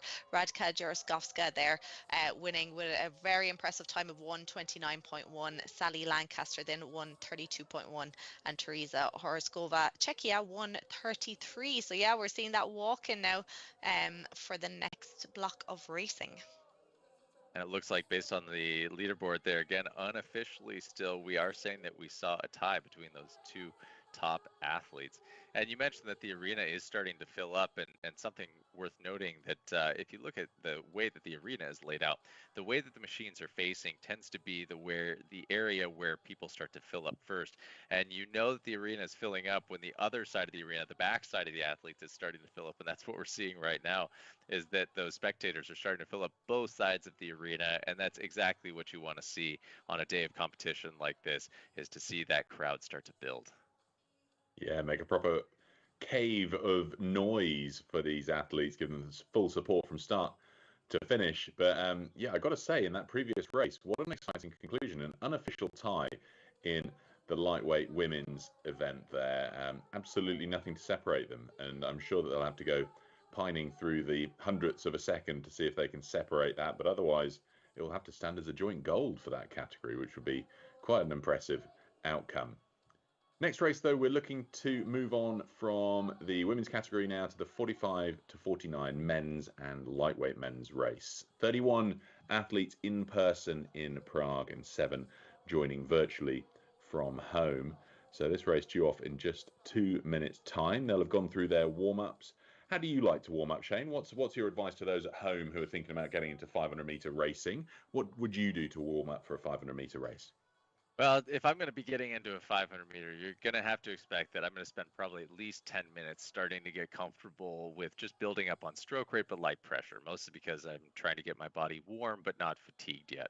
And then once I move beyond that first 10 minutes, then I'm going to start to move into some pressure pieces because I'm going to want to feel what kind of goal am I going for today with my split. So I'm going to start to drive maybe power 20s, which are 20 hard strokes, where you start to work your splits down to what you're looking for, ultimately your goal of the final 20 that you would hold. So I do typically another 6 minutes there. And then following that, I'm going to practice some sprint starts because I want to know how that peak power feels as I'm coming out of the gates, how my body feels primed and able to kind of hang off the handle for the day. And then I'm probably going to run a mock first 100 just to see how that takes off. And then I want maybe 4 to 6 minutes there to settle. That would be all ultimately accomplished in the warm-up area. Then we're going to walk out onto the field, and I'm going to have to hope that that warm-up sustains me before the race actually starts. I'm exhausted just listening to it. How do you keep the energy for the actual race? Neve, what would you do? None of that. But I think I might start using it. I think for the 500 meters, I've always kind of often gone for like a 20-minute easy piece at the start as opposed to 10 minutes. I just feel like I need that extra little bit. Now, you might be telling me I'm putting myself into the fatigue zone by doing a bit too much, Shane. But then definitely the power strokes, because you need to be seeing how it feels to be up at the rate and the pace that you are hoping to do in the 500 meter piece itself. It's a real fine balance there, and every athlete has their own warm up, right? And most of our warm ups have all been predetermined by the coaches that we've had throughout our lives, and so much of that warm up comes from what we've learned, what we've tested, and at the end of the day, every athlete has most likely gone through a variety of scenarios that have given them the opportunity to test different warm ups, and has taught them, hey, what works best for me as I get ready on competition day. Exactly, and we are off already in the next 500 meter race. We have the men's 45 to 49 and the lightweight men's 45 to 49. So things just starting to sort themselves out. And Anton Grasel there of Slovakia already in the lead. He's down at 1:12 here now as he goes through the first 150 meters. Shane, is that sustainable for the rest of the race? We're talking a 1:12, 1:13. I would love to see that be sustainable, because at that point we are talking splits that nobody's going to be able to touch that. So if he's able to sustain that, we're looking at an incredibly impressive performance here, especially when you consider that Kaula, who's sitting there in second place right behind him 10 meters back, is holding a 1:17 and looking slow compared to Grasla. And then we've got Mäkinen there 22 meters back, pulling a 1:20. I mean, when we say that these guys are moving fast, we are not joking. And then if we look down to the lightweight men 45 to 49, we have an extremely tight race. Looking at the top 3-4 spots right now, with Gunther, Wolf, and Witt sitting 1, 2, 3. Looks like an adjustment is just about to happen there. Meanwhile, taking a look up top, it looks like Grasl was able to hold what he was doing, a 1:14.4. That is stunning. That is amazing. Amazing. Anton Grasl there. We saw him. There was no falling off the erg for him there at the finish of the race. 1:14.4.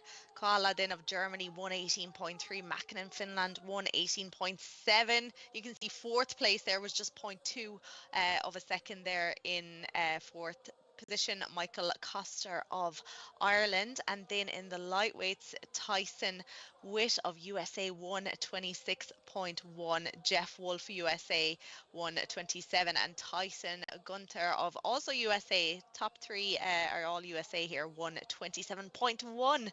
You can even see there, fourth place again, 127.2. There's just nothing separating them, Shane, and that first pull that we mentioned, like every single second, every single stroke, and every part of the stroke counts in these races. Yeah, and worth noting as well, we haven't necessarily called it out yet, but if you look at the boats and the numbers that are inside those, any number that is under 100 is an athlete that is performing in person. Any number over 100 is a virtual athlete. And in both of these races, we had a virtual athlete sitting in the top three on the podium. So, it's also a testament to the ability for athletes to be able to compete from wherever they may be. You can see Kaula there on the screen right now, a virtual athlete taking second place in this, just 4/10 ahead of Mäkinen, who was in person and sitting there near Grassl as well. So you had Mäkinen and Grassl taking 1 and 3, with Kaula being able to split the difference virtually, and same with Witt being able to take that top spot from a virtual position. I mean, I think that's a pretty cool way of being able to compete in this sport, right? Whether you can or cannot make it to be in person, your ability to perform, you can still show up and have an opportunity to challenge for those top spots. This is it. And some people, it just suits them to be at home in their own environment, waking up in their own bed. Some people do find that traveling and staying in perhaps a hotel that a little bit more difficult. Maybe you don't get as good a night's sleep, and all those things really, really count here.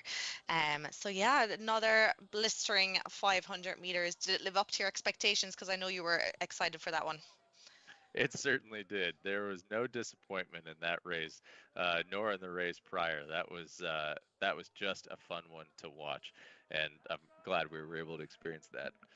Pete, thoughts? Very cool. Did you like the call out there? I did. Very cool indeed. And just while we've got the opportunity for a call out, I think we've got Mike down there on the ground to interview one of the winners. Yes, thank you very much, Peter. Anton, a tremendous performance. You won this 500-meter race by almost 4 seconds. How do you generate so much power? I'm a former canoeist, so I do sport almost 35 years. So I think it's not just about the power, because I wasn't the best at the start of the race. I think it's a balance between power and endurance. So I think I'm maybe a best in this, finding the balance between the power and the endurance to keep my power in the end of the race. As you get older, how much do you train per week? Because it's tougher to train a lot as you get older. So how do you maintain these performances? 3 or 4 times in a week.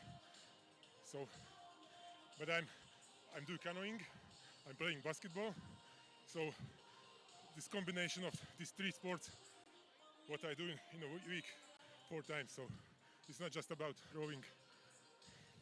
Well, that's the secret. 3 sports, 4 times a week, but also a lot of genetic talent as well. Congratulations. Okay, thank you very much. Thank you. He's a big fella, Anton Grassl, but you heard from him there, 35 years of sports. And I guess one of the tricky things is, as he says, balancing that need for power to even get the split down there in the first place, but then having the endurance to hold it for over a minute.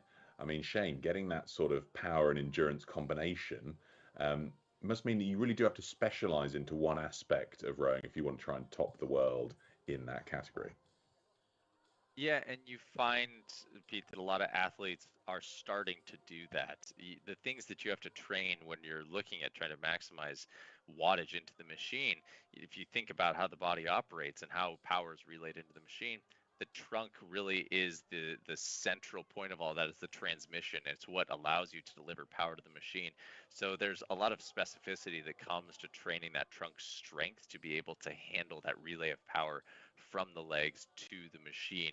And so when we're looking at an athlete like that, he says he trains 3 to 4 times a week on the machine. I would assume that he is creating that specialized training that is going to ensure that he can deliver maximum power whenever he is on there. He might not be working in those zone 2 workouts, spending 60 to 90 minutes on the machine, just trying to work on his base endurance. Yeah, it's interesting that, isn't it? How you get the right blend in which zone you spend your time.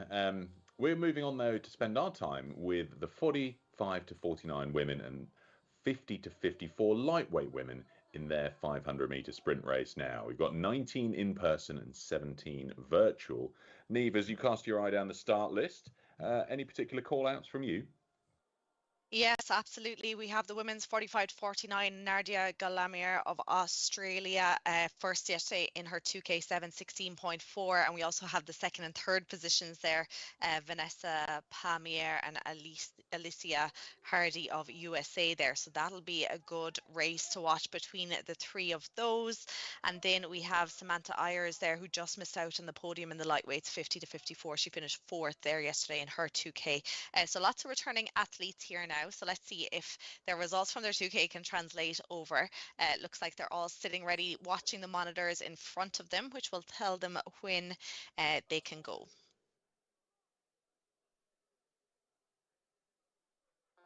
We're waiting on that go call, and it looks like we've got a clean start now. The athletes are off, and you can see how deep that field is now looking down at the picture of the stadium and watching as these athletes settle in. Usually that first 100 always is the shakeout moment where we start to see the rankings fall up on the board there. Looks like Permazzi sitting in that first position, a familiar name there, with Sundström sitting in second, 2 meters back, and Harkonen is 7 meters back from that first place position, looking at 131s, 130s up on those top splits. That's for the women 45 to 49, and the lightweight women 50 to 54. We have Dromsdal sitting in that first position at a 138. Just crushing it right now. They're 11 meters back. Ayers followed by Tiberius 12 meters back. Looks like we might see a shift there in that 2-3 position as this race is settling in.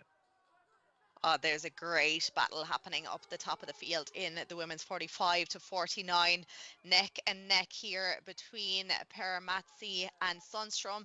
Sundström just going into the lead there now with 100 meters or so to go. Her split is that little bit lower. She's down at 134, rating at 42. Permazzi now trying to respond here. She's down to 139, but it's starting to creep up maybe a little bit. So final few strokes here, 50 meters to go. It is currently Sundström from Permazzi, Harkonen then of Finland in that third position, but I think she's coming to steal that second spot. Wow, I thought for a moment she may have even had an opportunity to come at that first position with 3/10 behind Sundström, but wow, what a finish for that 1-2-3 position. And right now we're looking at the lightweight women 50 to 54 coming in across that finish line. Dromsdal in first with a 139.6, followed by Ayers with a 142.6, and Tiberius with a 143.1. Our official podium spots at the moment. I should say unofficial podium spots at the moment. So we saw big hugs happening in the stadium there now. Everyone very happy with those. They're really impressive times here now. Good to note that in the women's 45 to 49, Ella Fox, who we're seeing in the Versa Challenge, she won this category last year with a time of 130.7. So a little bit slower this year, but Ella we're seeing obviously in the Versa Challenge. We saw her a while ago, but big smiles all around here from those unofficial podium winners in these 500-meter races. And taking a look down to the stadium now, you can just see how much it's filling up. You can see all the waves going out. That back of the house starting to get filled up now. And look at that floor. You just see how many machines are there. And we talk about having that system A, system B. That is exactly what you're seeing, that field divided between the two sides, so that those races can be happening as one is warming up and getting ready to go. The other is being executed. We're walking back and forth between those two races. It also gives people an opportunity to be out on the field of play, if you will, a little bit longer. The opportunity to wave, to say hi to their friends, to get ready to go. And it also means that there's no need to rush them off. Neve, we were talking about this earlier, but enjoying the moment after the race is over, it means that you have a little bit more time to enjoy being out there rather than being rushed off to the side of the field once the race is over. Yeah, this is a World Championships. This is a big deal. It's really important to soak in every bit of it, no matter if you're doing it at home, if you're doing it in the stadium, but very much, yeah, that atmosphere that you are getting to experience in the stadium. It's important because it is, for a lot of these athletes, it might be a once in a lifetime thing. Others, we see them coming back each year. But either way, it's really important to kind of, be present, enjoy the moment. I think that's such a big part of this race as well. Yeah, it certainly is. And you can tell from all these replays, just the fun right there, those arms going up after that race is over, how much enjoyment there is to those athletes that get to be here. And like you said, whether they're here once or whether they're here on repeat, these athletes are having a great time. They certainly are having a good time, and great to see those podium places getting won. We're going to take a quick look at a short video before we move on to the men's power and pace Versa Challenge.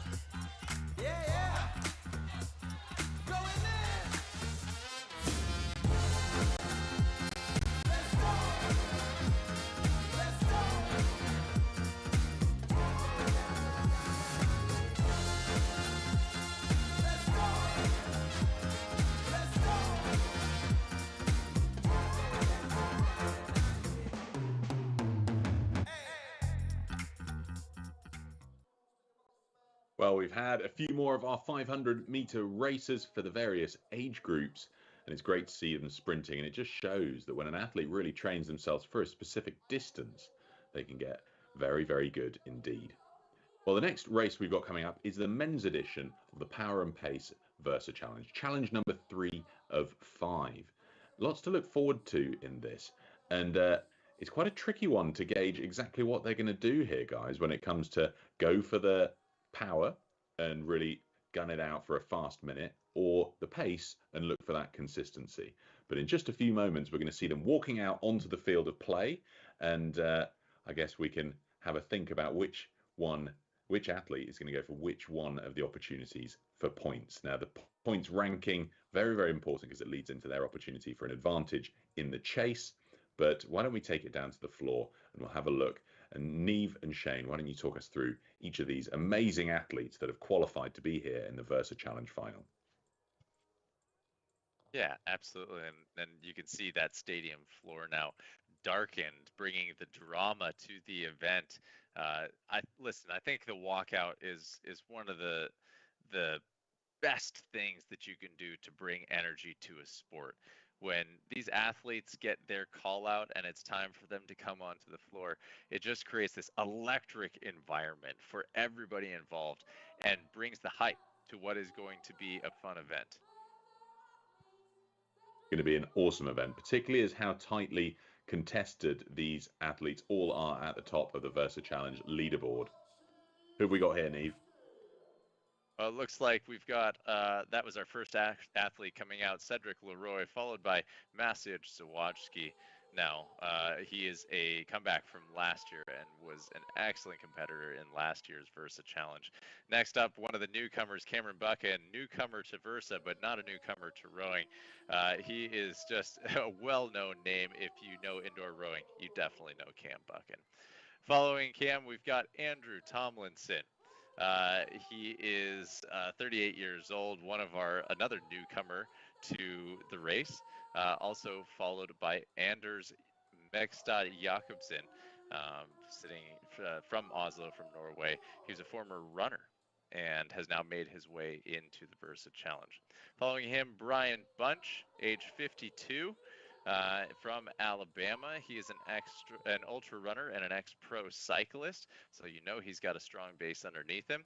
Here's one of our returning athletes, Zach Foal, 36 from Phoenix, took third place in last year's event. We'll see how he's able to shake out this year. Following Zach, we've got Lubos Novak walking out onto the floor. I believe he is one of our CrossFit athletes and one of our wildcard athletes. Next, we've got Dylan Dragsweek from Grand Marais up in northern Minnesota, my home state. He's got two sons, Jack and Luke. He wanted to make sure to give them a call out. I'm sure they're watching right now. Following that is Vladimir Steska. He's another wildcard athlete here. Following that is Matthew Seeby. 32 years of age. He is a rower and a coastal rower, bringing that rowing experience to the Versa Challenge. And following that up, last year's champion, Joel Naukarinen. This man is, he needs no introduction. He is an absolute monster of the sport. Every time he shows up, you can expect some pretty incredible performances. Those appear to be our men athletes now, all 12 out onto the field, getting onto their machines, getting ready to go. They're starting to warm up. And I got to be honest here, Neve, as having watched the women go through this, I still don't know that I know what my plan would be for this event. And I've seen this event 2 years coming now. I'm still not sure how I would approach this. I think it's important that they do have an approach, and I'm sure they probably were watching the women a little earlier, and particularly I think Ella Fox was the standout one who had that tactic throughout it, and I'm sure they were taking a few tips. Obviously, we have some returning athletes from last year, so they would have figured out what worked for them last year, what didn't work. They might take a different approach, they might take the same approach, but it is really important to go in with a plan into something like this. I do think because obviously there is an element where you do have to think on the fly, and if something isn't working, you're going to have to change it, but having that plan in the back of your mind to follow, I think, is important in something like this. It's a long workout, it's 20 minutes, you have to pace yourself. They're getting scores for that consistent pace as well as the changing splits. So we will be going, as we saw with the women earlier, either from 18 strokes per minute up to 37, changing every minute, or we'll be getting that, or we'll be going the opposite way, which the women did, 37 down to 18. So it's the audience that get to decide depending on how loud they shout. So I'm sure we will figure that one out, but it does look like that it is going to be descending again. So from 37, same as the women, down to 18. Shane, if you were doing this, would you prefer to be going down in rate or up in rate? Oh man, I think I would prefer to climb, and based off of the athlete's response, from those athletes that have done it 2 years in a row, saying that descending is definitely harder. I'm going to say I'd prefer to have that ascending rate. I mean, this audience clearly relentless. They liked what they saw with that descending rate last time. They're going to put these athletes, they're going to put the screws to them again on this one. Yeah, this is hard. This is where the warm up is important, because you don't want to be going straight into 37, a rate of 37, with not being prepared. That is a big jump to go to straight away. At least with the 18, you kind of have a little bit of time to kind of get your rhythm into it if you were starting at 18 and going up. But unfortunately, these guys are going the opposite way here now. So we'll see on our screen. So the target stroke rate is 37 for the first minute. We'll see also a countdown timer of their overall time. So it's 20 minutes. It's just resetting there now. And every minute, the stroke rate will drop by 1, and it's up to the athletes to try and match that as quick as they can. But also, I think that in these higher rates now, Shane, that we're going to see a few of them try and get that the most meters that they can done in that minute. Do you think that's going to happen in the next few minutes?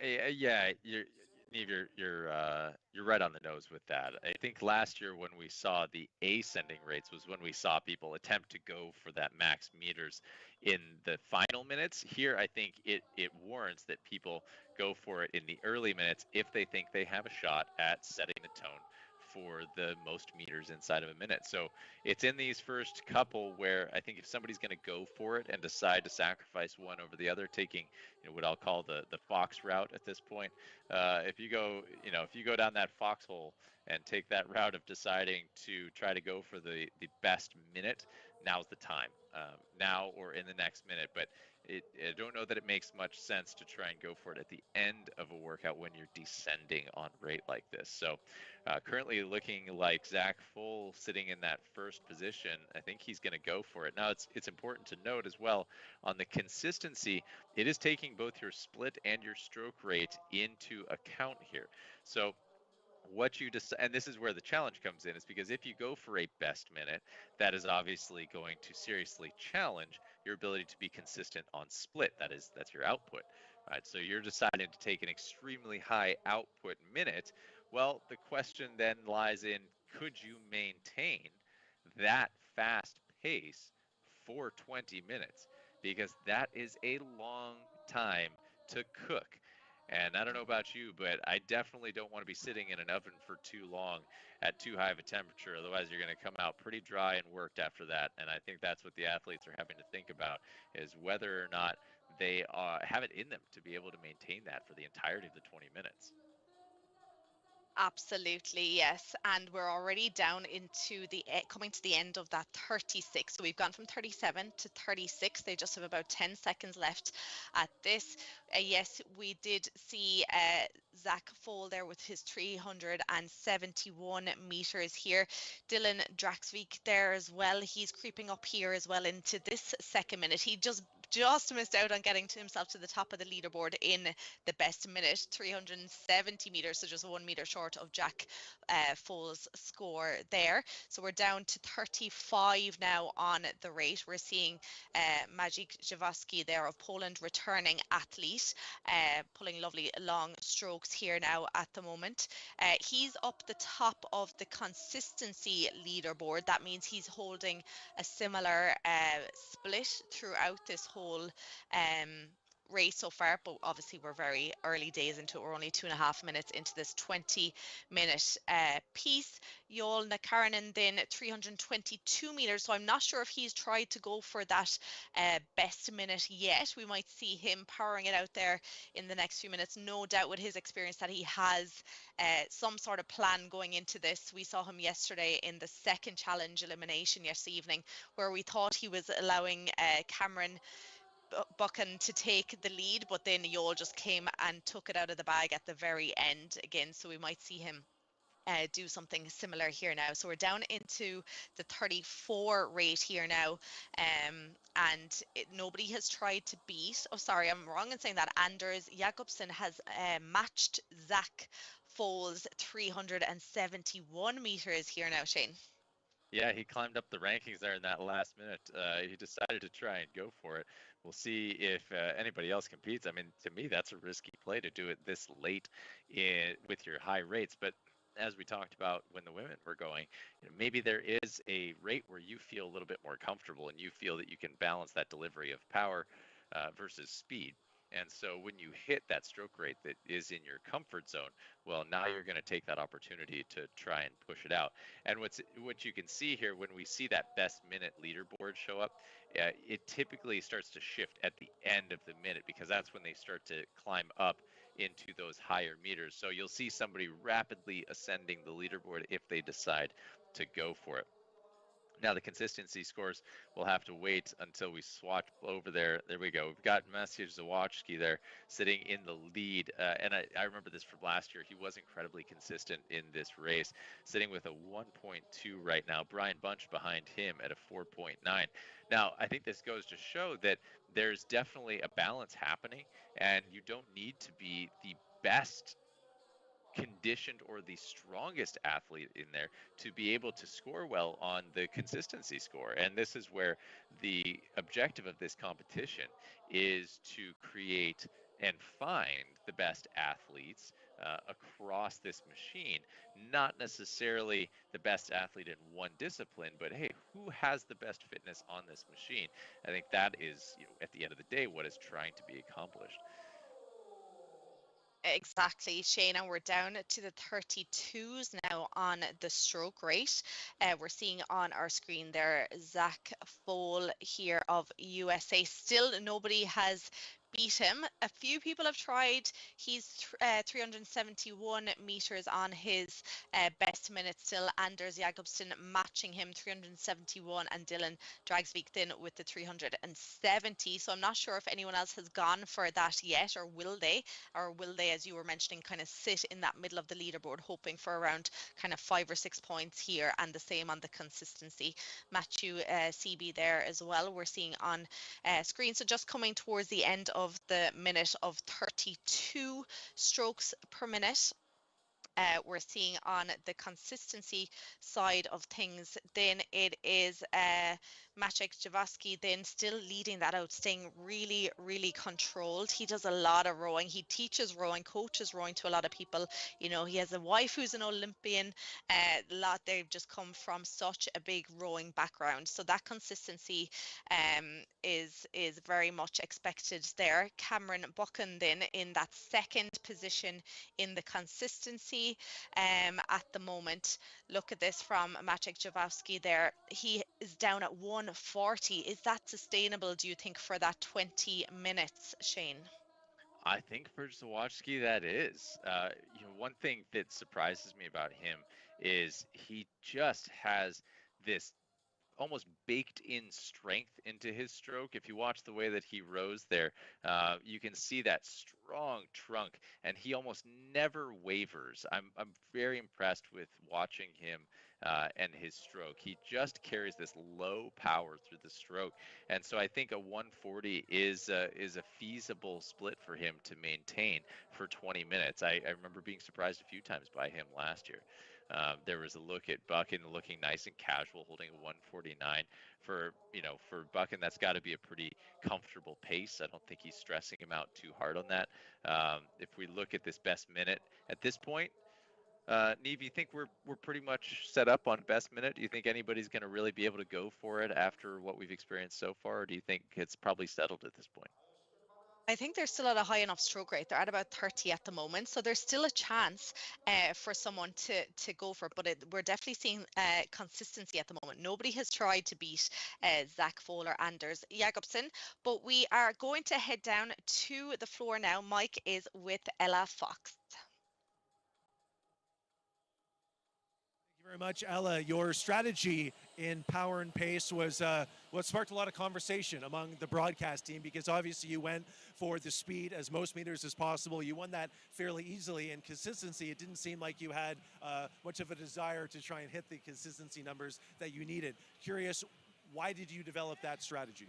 Well, my strength in rowing is sprinting, so I knew that if I went all out in a minute, I could win that. Elizabeth can beat me in a minute, but I didn't think she would go all out, so I knew that I could lock in that win, and that gives me a guaranteed first place.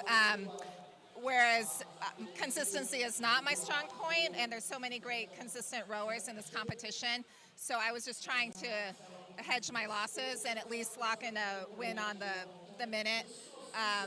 And the minute's actually my favorite event. Time, so I practiced it a lot, and I knew I'd get a first place if I had that strategy. So I thought it was a safe way to go. Now, your rower was kind of in the midpoint of the competition, so how were you able to keep an eye on the women behind you, that they weren't trying to push in the last few minutes to try and take down your lead in your first place position in the power portion? So I was looking at the monitor and seeing where people stood in terms of their rankings with the consistency, and I knew the strokes were going down, so actually that was to my advantage that it started with a high stroke rate, because I didn't think anyone would want to sprint at the end, because that would really mess up their consistency score. So that worked to my advantage. I was worried if it started with a low stroke rate that somebody would sprint at the end, so I was lucky that they started with a high stroke rate. That was a great strategy. It paid off for you. Which of the three Versa events that we've had thus far have you enjoyed the most? Oh, definitely the elimination.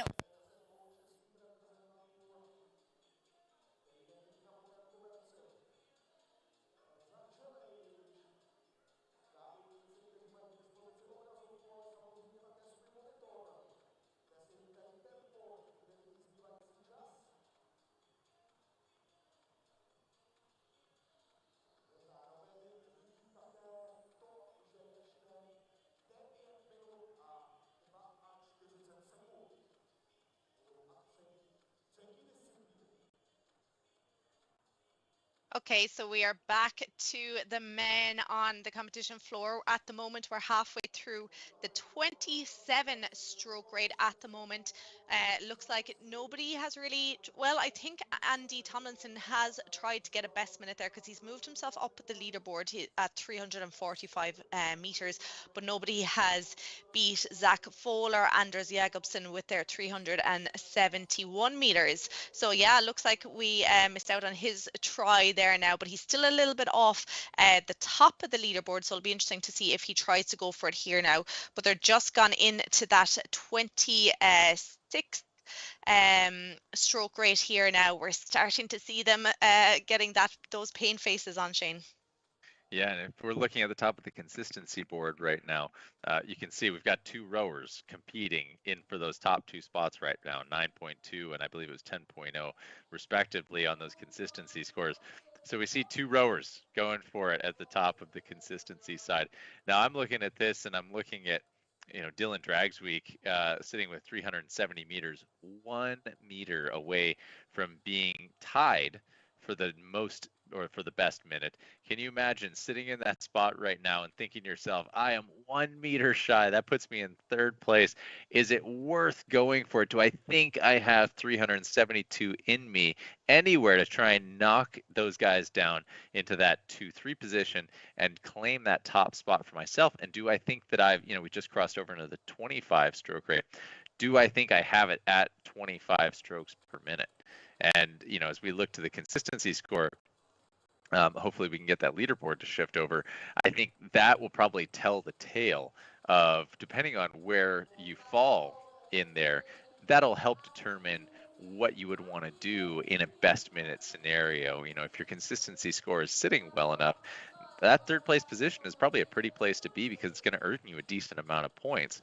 And so if you are comfortable with that and your consistency score is high enough, there it is. We've seen that cross over. So Dylan Dragsweek now sitting in the last position for that consistency score. I'm looking at that and thinking, I think I need to make an attempt to try and get 1 more meter, see if I can get to 372, even though I'm at this, current stroke rate. You got to risk it somewhere, right? I might back off because I don't know at this point if I'm going to be able to make up any more consistency unless I'm close enough and within striking distance that I think I'm going to be able to make it back up and maybe make up a position or two on the consistency leaderboard. Yeah, we're down to 24 strokes per minute now, so it'll be a tough one to try and beat that score of 370, which he currently has. And at the top of the consistency leaderboard now, it is Matthew Seaby of Canada who's moved himself up, and we were seeing shots of him on camera there a little while ago, and you can see that consistency. He's holding around 150 pace, split throughout, a lot of this 20-minute piece. They're nearly 14 minutes into it. We're seeing Lubos Novak just getting himself comfortable on the seat there now. So yes, Matthew Seaby knocked Maciek Jawacki down into second position on to the consistency. Joel Nakarinen then in that third position. Cameron Buchan, who was up there, he was around second in that consistency leaderboard, down around fifth there now. I think he's actually moving himself back up to fourth here now again. So yeah, we're just after moving into 23 strokes per minute. So at this point, not sure if anyone else will try and go for those most meters in a minute, but they might. I'm not sure. Seeing here, Joel Nakarinen, he's after moving himself up into second position now in the consistency, sitting in fifth with the meters. Do you think, Shane, is he the type of athlete that will try and go for the meters now, or do you think he's happy with that fifth spot with 322 meters? I think for now, Karina, he's in the perfect position right now. He's settled himself into second place on that consistency. He's got a fifth place position on the best minute. For somebody who's coming back as the reigning champion from last year, you understand that it's okay to have a fifth place position. It's almost better to have those middle positions because you need to take a few key wins to make sure that you're sitting at the top. And you may not even need the wins. In fact, as long as you can consistently sit in those top positions, that's going to average you out into the place where you need to be. I expect that now Karina is looking at this and thinking, you know what, right where I need to be right now, unless he loses a spot on that best minute, he's sitting in a real pretty position on the consistency scale. So I'm going to imagine that he will probably be comfortable with where he's at. I don't think that he's going to necessarily need to make a move there. He's not going to have to worry about making a jump, unlike some of the other athletes who are sitting at the bottom of the consistency scale, where now there's a lot more decision making that has to happen, because you know that you're not sitting in the middle. The points are going to be in question. Are you getting enough out of where you're sitting on the best minute, and losing out by not being at the top for the consistency? Exactly, and just coming to the end of the 22s, we're going to be moving into 21 strokes per minute here now. So we'll just see them settling another little bit. 4 minutes to go in this challenge. Again, nobody tried to challenge that best minute with the most meters, it looks like. And Zach Fall, who we were seeing on screen there a little while ago, you know, I'd say he's probably paying a little bit for what he did earlier on in the challenge in terms of how he's feeling right now, but what he did and got himself up to that leaderboard, you know, looking for those 12 points on the best minute. You know, I think that was a good call. And of course, he'll be, if Anders Jakobsen stays up there, if they stay joint first, they'll be sharing, or they'll both get the 12 points, and then the third position will be getting 10 points on the best minute score. But of course, obviously, that'll be added to the consistency score as well. But it is still looking like Matthew CB still staying nice and consistent. They're down to 20 strokes per minute here now. 3 minutes to go. And Joel Nakarnen, who we are seeing on the screen now, just big, powerful strokes, trying to keep that split nice and consistent. But yeah, no change in the consistency there. It is still Matthew CB from Joel Nakarnen. Yeah, and what's interesting about the way that you have to hold this is that because you're essentially picking your split that you're going to maintain for the entirety of this piece at a stroke rate 37, we're looking at a real exchange that happens between speed over power as this workout goes on. So you get this exchange. Imagine two levers that you are simultaneously one pulling on one and pushing on the other, lifting one and lowering the other in order to bring power up as rate comes down, so that you can be squeezing out the same or uniform amount of speed out of the machine. And this is probably one of the hardest discussions for people to grasp if you haven't been on this machine before, because we say go faster, and the mind instinctively thinks, oh, I'm supposed to just move physically faster on the machine. But that is not how speed is created on a rowing machine. A rowing machine reads speed based off of your power output. So that is taking into consideration both stroke rate, that is the speed of your system, but also the power or the force that you're able to put into each stroke, and you balance that load, determining what the right balance is in order to get the most out of it. So when we're looking at a workout like this, it throws everything at you, and you have to be good at being able to hold high rate, lower power, and low rate, higher power. Exactly. We're already into about 1 minute, 10 seconds to go in this challenge. We're into the final 5 seconds of the 19 strokes per minute. There's been no change up the top of either leaderboard, but interesting to see Cameron Buchan move himself back up here on the consistency leaderboard. But Matthew Seaby there still just holding so consistent. He stayed consistent with his split. He stayed consistent with his rate, got himself up to that leaderboard. Joel Nakarnen then still in that second position, Cameron Buchan in third, and Cedric Leroux in that fourth position. Nobody has challenged Zach or Anders' best meters, and definitely won't be now, I don't think, in this final minute. We're seeing lots of people with a lot of pain faces going on, but they're into the final 20 seconds here now of this challenge. Look at this from the stands. This is great to see. Yeah, those are our women's competitors there bringing the men home. So those are our women Versa athletes that are sitting there bringing the athletes home for their final few seconds of this workout. And there we go, handles down. What a workout. And it looks like our leaderboard is shaking out. Zach Pohl taking that top position in tie with Anders Mekstad Jakobsen in that first place position, followed by Dylan Dragsvik in that third position. Andrew Tomlinson, Joel Karinen, Brian Bunch, Maciej Zawarski, Cedric Leroy, Matthew Seaby, Cameron Buck, and Vladimir Steska and Lubos Novak in that order. Next up on the consistency scale, Matthew Seaby taking that top spot. That's an interesting place for him and an impressive one to have held with a 13.9, followed by Joel Karinen, our repeat champ, coming in that second position. I think he set himself up nicely to come out in the point standings after this. I think so, exactly. And then Cameron Buchan still holding on to that third position. But I think we'll be hearing from Matthew shortly, who took the win there in that consistency score. That was really good. He kind of got himself up on top of the leaderboard pretty early on, and he didn't move from there really. So yes, the 12 points in the consistency going there to Matthew Seaby, 11 points to Joel Karinen, who won the last two challenges that were on yesterday, so he'll be getting 11 points today, and Cameron Buchan then getting the 10 points. And then we're seeing in the best minute, of course, there was no catching. Zach Fowler, Anders Jakobsen both getting 12 points there for their joint meters, and then third place will be getting those 10 points. So looking at the overall leaderboard, no change at the top with 43 points, Joel Karinen, Anders Jakobsen then 34, Maciej Jaworski then 33, just 1 point behind him, and Cameron Buchan, and God, it's so close here, 32 points, and Andy Tomlinson then 31 points. So still very close there in kind of for second, third, fourth position at the moment. Niamh, who do you think's in the hunt right now to be able to potentially challenge for any of those top three leaderboard positions?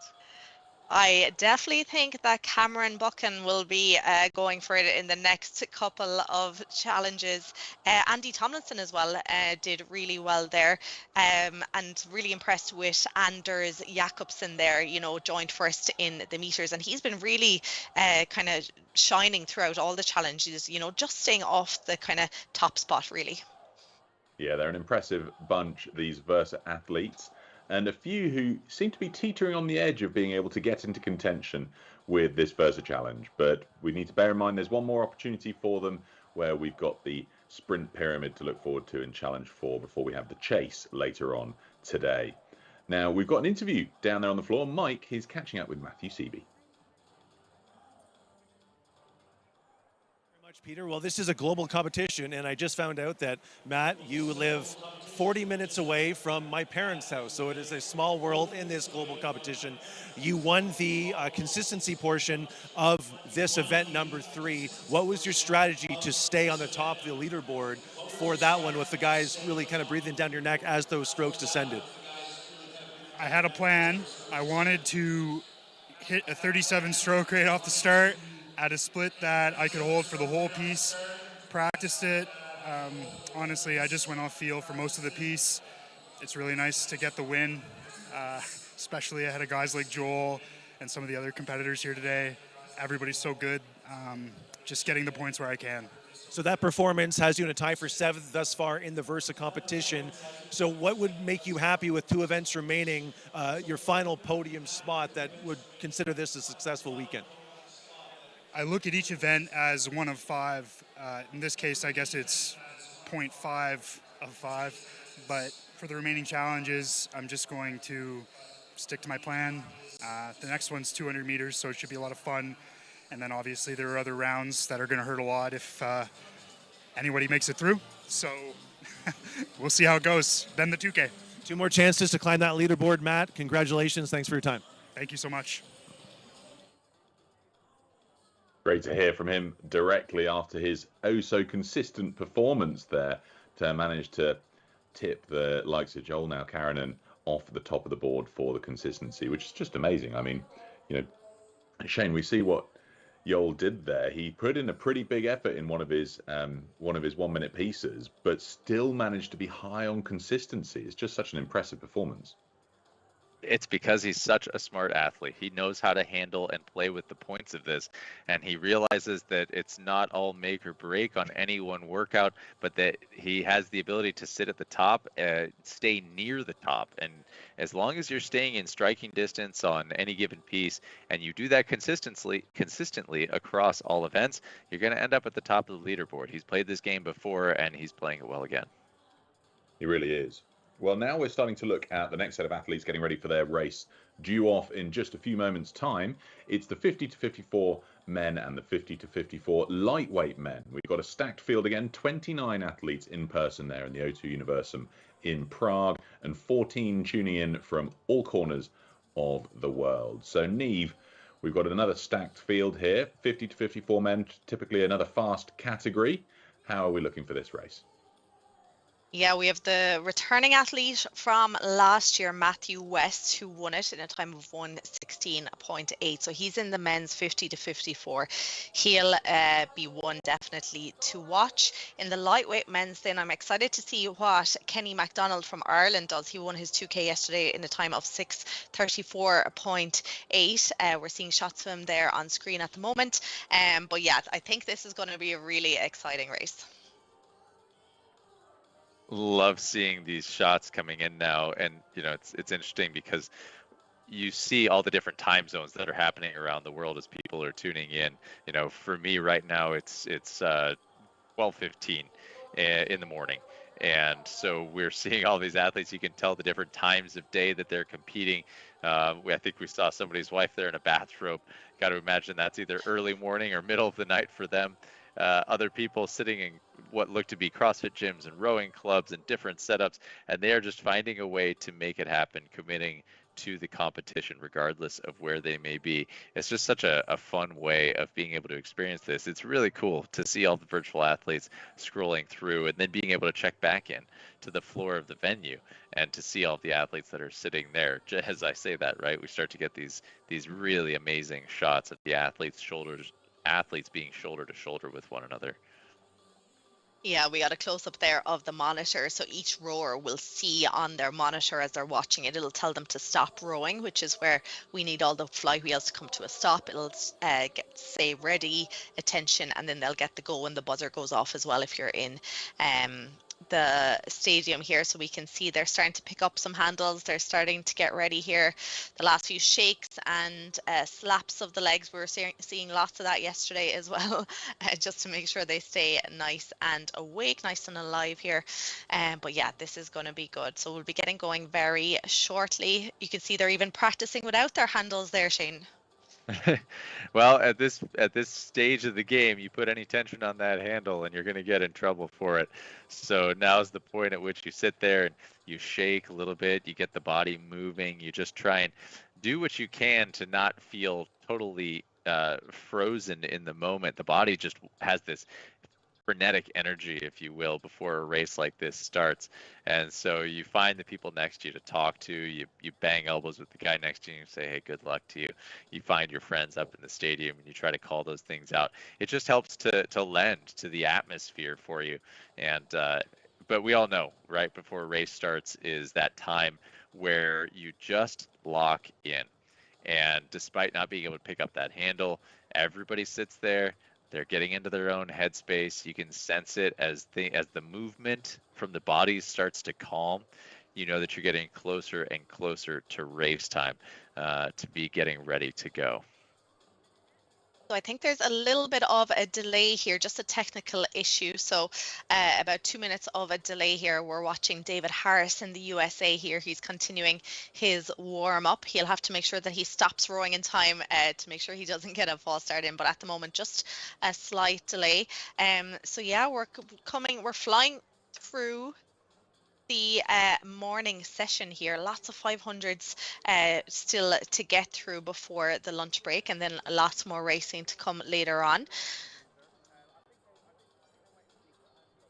Lots more still to come, so we'll look forward to that while they just resolve a couple of the issues to set off this men's 50 to 54 and lightweight men's 50 to 54 race. But just to remind everybody that today's the last chance to get yourselves in with an opportunity to win a free trip to the 2025 World Rowing Indoor Championships. take a photo of you stood with your ergo at home and post it on Instagram, tagging the handle @WorldRowingOfficial, and use that hashtag #MyErgRoom to be in with a chance of winning. Today's the last chance for that, so do make sure that you get in on with the opportunity. We've got a interview down on the floor in Prague, so we're going to catch up with Mike, who's with Tyson Witt. Glad to get it out of the way. Happy with the result. I appreciate all the good work that World Rowing does to put on this championship. I just really wanted to stick to the race plan. Try not to look at the competitors. But I kept peeking and saw I was trailing most of the race. So just kept trying to stay strong and pull out. I think we all expect to win. Shouldn't be any other way. Much different. There's a lot of planning and pre-work to get all the connectivity ready.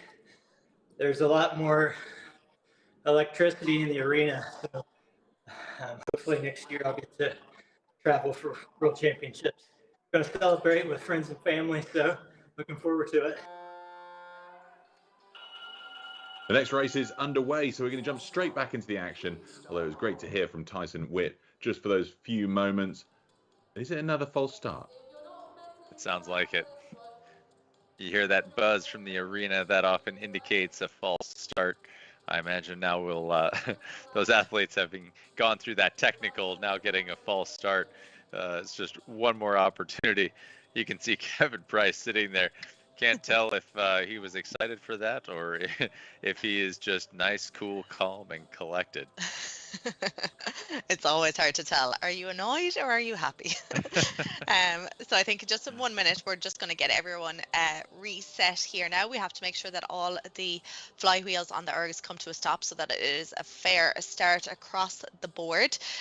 So these guys here are having plenty of time to go through that mental preparation. It's a sticky place to be, though, those last couple of minutes before your race, and particularly if it happens 2 or 3 times, it can be a sticky place to be in. But I think we're getting set up here now. Again, we're seeing Preston McAfee from USA on our screens. Marcelo Ardun there. They're all gearing up for the 500-meter race. I think they're watching themselves in the big screen there as well. So we should be getting ready to go now very soon. Well, those athletes picking up their handles would seem to indicate that the race is about to get started and that they might be able to look forward to a potential start here. Yeah, I think everyone is sitting ready. They're getting the attention.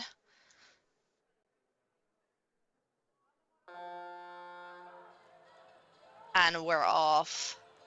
So we can see on our screens here, most of you will be seeing the yellow boats on the screen. So that's your 50 to 54. And then as I scroll down on my tracker, I can see the red boats, which are the lightweight men. So after that start, Matthew West, a reigning champion in this category, he's off to a blistering start. He's down at 1:15 with a 44 strokes per minute.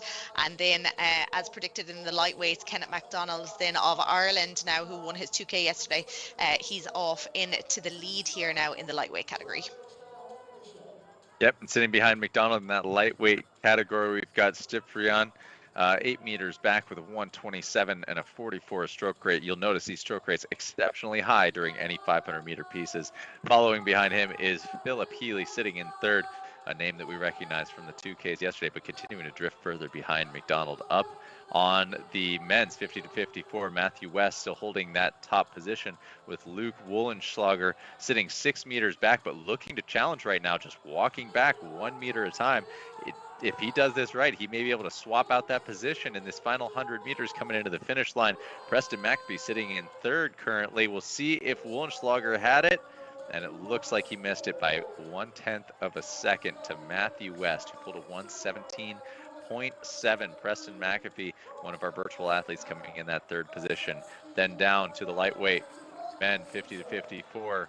We've got Kenneth MacDonald taking that top spot with a 124.6, followed by Philip Healy, who made a move there to pass Van Struprian there to pushed him down into the third position with a 127.3.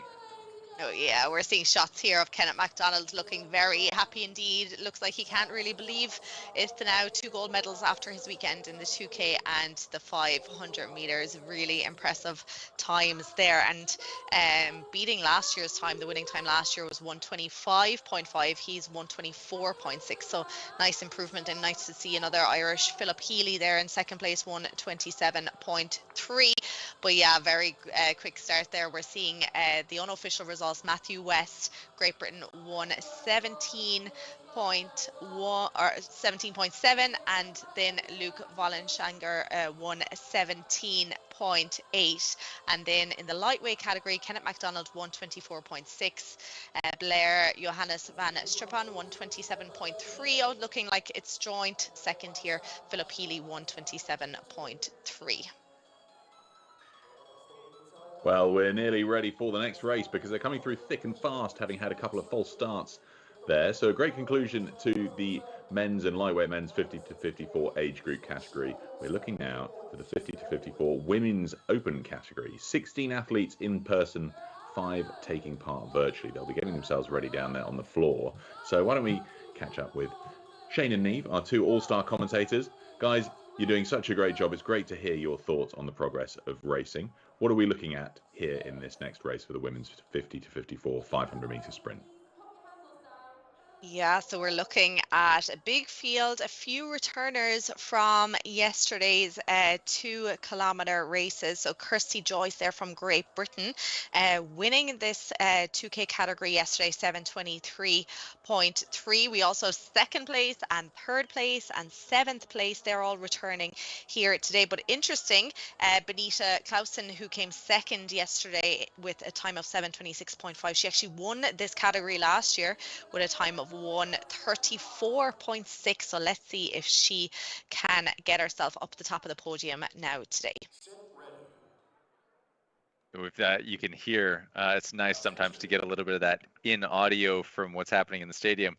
Those athletes being called to sit ready, and they've got a clean start as they go off. Always taking this first 100 meters as things settle out. You watch as those boats just blast off the line, and you watch what's happening in stadium, and you can understand why those boats are moving so fast on the screen, because these athletes are absolutely tearing on that handle right now. Every single stroke matters in a 500-meter piece. You cannot miss a stroke. You cannot take a stroke off. Rachel Egner there on the screen, who is sitting currently in the second position behind Benita Clausen. These two having battled before, 2 meters between them, sitting at a 134, followed by a 137 for Rachel Egner, followed by Kirsty Joyce, sitting in that third place position, 9 meters back from the first position. Yeah, this is such a great race here from Benita Clausen here, finishing second yesterday, but she won this category last year here. She's currently well over halfway now, and she is ahead of Rachel Egner here, who we were seeing on screen there in the studio. Kirsty Joyce from Great Britain then in that third position, but Marianne Pestori from France very much with her there. 100 meters to go here now. Benita Clausen really going for it here. Final 50 meters. We're seeing Kirsty Joyce on screen. We are seeing Benita Clausen in the studio as well. So final few strokes here now. It looks like it will be Benita Clausen of Norway, 134.6. But would you believe, Shane, she is matching her time from last year? 134.6 was the winning time last year as well. You always got to think about, hey, I've added a year of age, but I've kept my speed. I would say that equals out to an improvement in performance. If we're getting older, but we are staying faster, I think that's a great way to go. And hey, I don't know if you come away from this with a matched time as happy, but I certainly would be. I would be very, very happy with that. And it looks like she certainly is here as well, with great shots of her there. Rachel Egner then 136.8, finishing in that second position unofficially at the moment. Kirsty Joyce of Great Britain won 39.4, getting herself into third position, and just missing out there, Marion Pestori won 39.5 in fourth position, so just point one of a second, a tenth of a second there off from being on the podium. But that was a really, really impressive time, and to match your own time from last year, that is really good. Yeah, and it looked like Joyce there made quite a move at the end to be able to move past Pasturi. That was just one of those tight races that makes for an absolute pleasure to watch. It's always fun to see things shaking up towards the end as you watch those boats edge each other out. It makes, that's what this whole thing is about, is great competition, great athletes having a good time together. And we're seeing shots from all around the world here, everyone racing in their kitchens, in the stadium. Here is our winner, Marion Pestori there, just missing out on that podium. Katie Brazel there as well. So great racing. And of course, Kirsty Joyce there. But yeah, our winner looking very happy indeed as we get set up for the next race coming up shortly.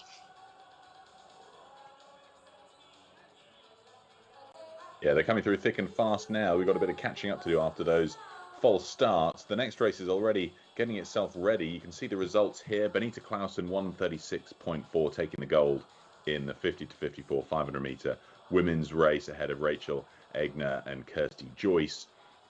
Lots still to look forward to. We'll have the lightweight results up in a second. The next race on our virtual or hybrid course is the men's 55 to 59 open and lightweight categories. We've got 29 in person and 14 taking part virtually. They'll be getting themselves ready on system A down there in the course area at the moment. I'm enjoying these 500 meter sprints here, Shane. I mean, they go by pretty quickly, but it really is quite an exciting format with just an all or nothing opportunity for these athletes. And we see a lot of people who they sort of have this as part of their main sporting career, is just the indoor rower, and that's sort of the main audience for your main job, really, isn't it? It is. And listen, as a rower, I love the sport of rowing and getting onto the water. It's an absolutely beautiful sport, and I think everybody that could have the opportunity to try it would fall in love with it. However, it's a big commitment. There's a lot that happens to get to the point where you can compete on the water. It takes finding a club. It takes becoming a member. It takes learning the sport, which I always liken. Learning to row on a rowing machine is like learning to ride a four-wheeler. You've got wheels, pedals, a handle. You figure out how the system works. But when you try to translate an erg to the water, it's like taking what you learned on that four-wheeler and learning to ride a unicycle. Things get extremely complicated at that point and certainly take a lot more time to settle in. But hey, less about riding unicycles and more about racing. Our 500 meter piece is off here. The men's 55 to 59 and the lightweight men 55 to 59 have now taken off. We passed our first 100 and things are shaking out here at the top of the leaderboard on the men's 55 to 59. Mark Roberson holding that top spot right now, but looking like he might get challenged by Mark Fontaine, who's holding a 116 right now. And there it is. There's that shift. 1 meter back now. Roberson 2 meters back is Carlson in that 1-2-3 position. Carlson looking like there may be some surge left in him, but I'm also seeing Dirk Moeller, and don't forget about Andrew Banco. Never count him out. Yeah, lots of changes, and I think you're right. We're well over halfway here now. Mark Fontaine still holding on to that lead at the moment. Mark Robertson, who we were seeing on our screen there a while ago at home, he's just about holding on to second. But let's take a look at the lightweights. At the moment, it is Jose German Rendo Zimio of Spain leading that out with a rate of 50. Let's see if he can hold that. Paolo Fabrizi of Italy in that second position, very tight, but we're already coming to the end of the 55 to 59. Mark Fontaine just holding on, but look at Dirk Moeller. I think you were right, Shane. Wow, there was a huge shakeup at the end there. It looks like we may have an unofficial tie for first place between Dirk Moeller and Mark Fontaine there in that top spot. One in person, one virtual athlete, 119.4, followed closely by Andrew Banco, who at the last minute shifted his way into that third position. What a race for the men's 55 to 59. Meanwhile, down at the lightweight men 55 to 59, We've got Jose Herman Rendo Jimeno taking that 126.7 win, followed by Paolo Fabrizi and Sean Callahan after that, sitting in that 1-2-3 position, 126.7 to 129.7. Our range between 1 and 3 in the lightweight men, 55 to 59. That was some finish there at the end of that race.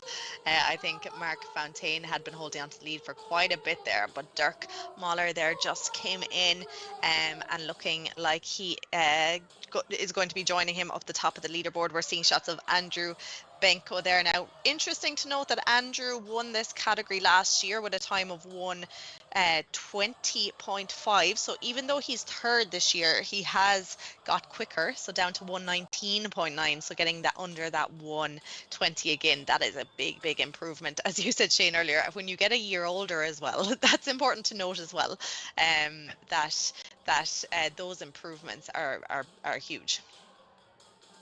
Yeah, and also we keep in mind, right? Life happens. You have to be able to continue training, but also to live your life. And I don't know that we've reached the point yet where athletes can make a career out of indoor rowing yet. Maybe the Versa Challenge will start to produce those types of athletes that could consider a sporting career in using the rowing machine. My fingers are crossed for being able to get there someday. But, at the current trend, people still have to live their lives, work their jobs, and be able to train at the same time. Well, I look forward to following you as a Versa athlete, Shane. It'll be nice to have a commentator turned athlete and fame to come with it too. Maybe you and I can have a little contest and we'll both enter next year and see if we can qualify all the way up to the in-person final. I heard there was a rumor this year that I was one of the wild card athletes that was roaming through the Versa athletes. I had to keep my lips sealed because I didn't want to confirm or deny that, but I was getting a lot of messages on the side this year that I was potentially one of the wild card athletes. I can safely confirm I am not. Well, you've given away the game for what I might have tried to push for next year. Okay, the next race is only a minute away. We move on now to the 55 to 59 women's open weight, lightweight, and then the 60 to 64 lightweight women's combined. So we've got 23 in-person athletes taking part in this and 8 virtual from all around the world. Just under a minute until they get started, so they're already set up on System B. Looking pretty ready to go here, Niamh.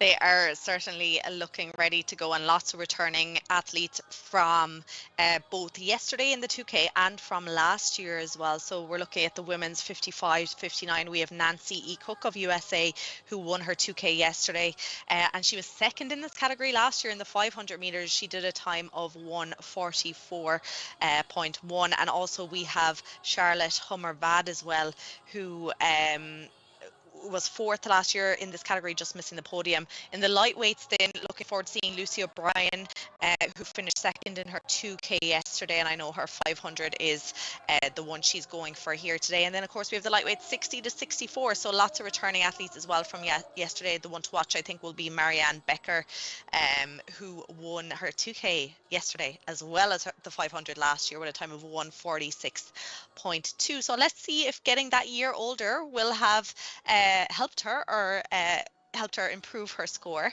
with that extra bit of training. So yeah, they're just getting ready. They're being told to stop rowing here just so we can make sure that all the fly wheels on the ergs come to a stop. I just absolutely love seeing the in-person athletes mixed with the online athletes as they all sit ready to go. It's just such a wonderful way of experiencing what's happening, and to be able to see who shows up for those athletes that are virtual, whether they're in the room by themselves. Often you see family, friends starting to sneak their way into the shot. It just makes for so much fun to be able to spectate that. Absolutely, and here we go. We can hear the buzzer there. We are off in this 500 meter race here now again.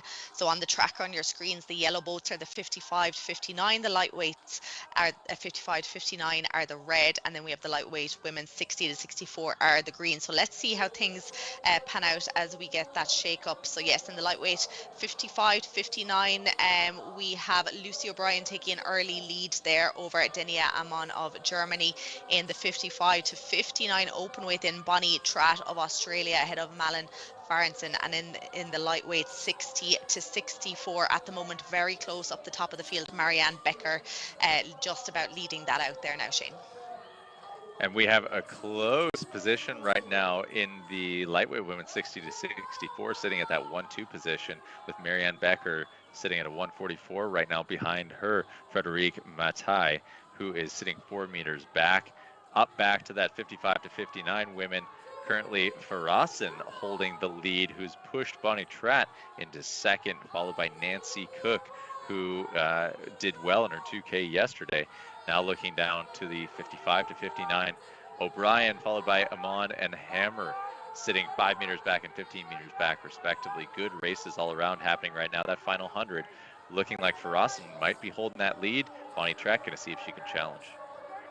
Yeah, and the lightweight 55 59 there now. Amon has put on a big push. She's just after overtaking Lucy O'Brien there now in the last 50 meters. Lucy just hanging on in that second position, but coming to that finish line in the 55 59, Malin Farrenson of Sweden 140, Bonnie Tratt of Australia 140.7, and Nancy E. Cook of USA 141.3. The lightweight 55 59 have come in as well.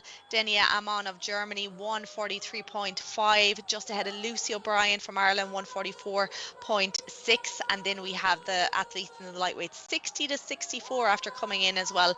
Marianne Becker of Denmark, there we can see her on our screens, 145.1, so she has knocked 1.1 seconds off her time from last year, Shane. Big improvement. Frederique Matty there of France 148.1, and Claire Rainbow, what a great name, from Great Britain 150.9. I mean, you mentioned 1.1 seconds off of 500. That is a massive drop. That much time in 500 meters. You may not realize this. In 500 meters, when the race itself only takes a minute 45 seconds or a minute 40 seconds, 1.1 seconds is a ton.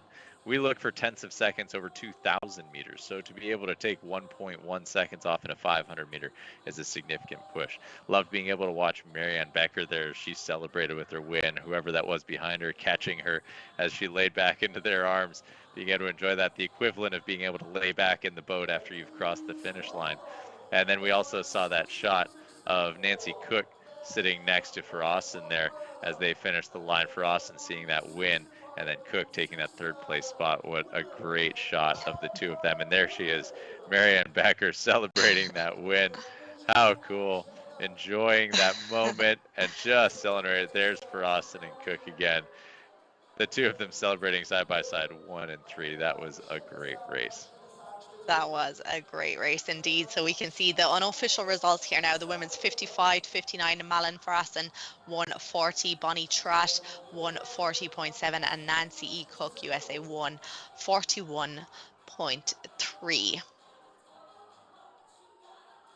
Next up, we have the lightweights 55 to 59. Denia Amon 143.5, Lucy O'Brien 144.6, and Andrea Dixon 147.4. Jackie Hammer just missing out there, 147.5, so 1/10 of a second there off podium. Of course, these are unofficial at the moment. And then we have the lightweights 60 to 64, Marianne Becker 145.1, Frederique Matty 148.1, and Claire Rainbow, who we saw on the ground there taking a minute off the erg, 150.9.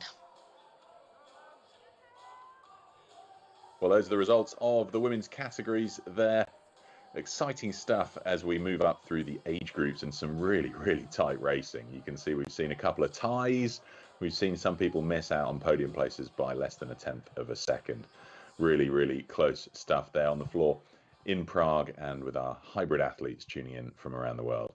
We're going to take a brief ad break, and then we're going to be back with you for the next race, where we'll see the 60 to 64 men, the 65 to 69 women, and the lightweight equivalents taking part in their 500-meter race.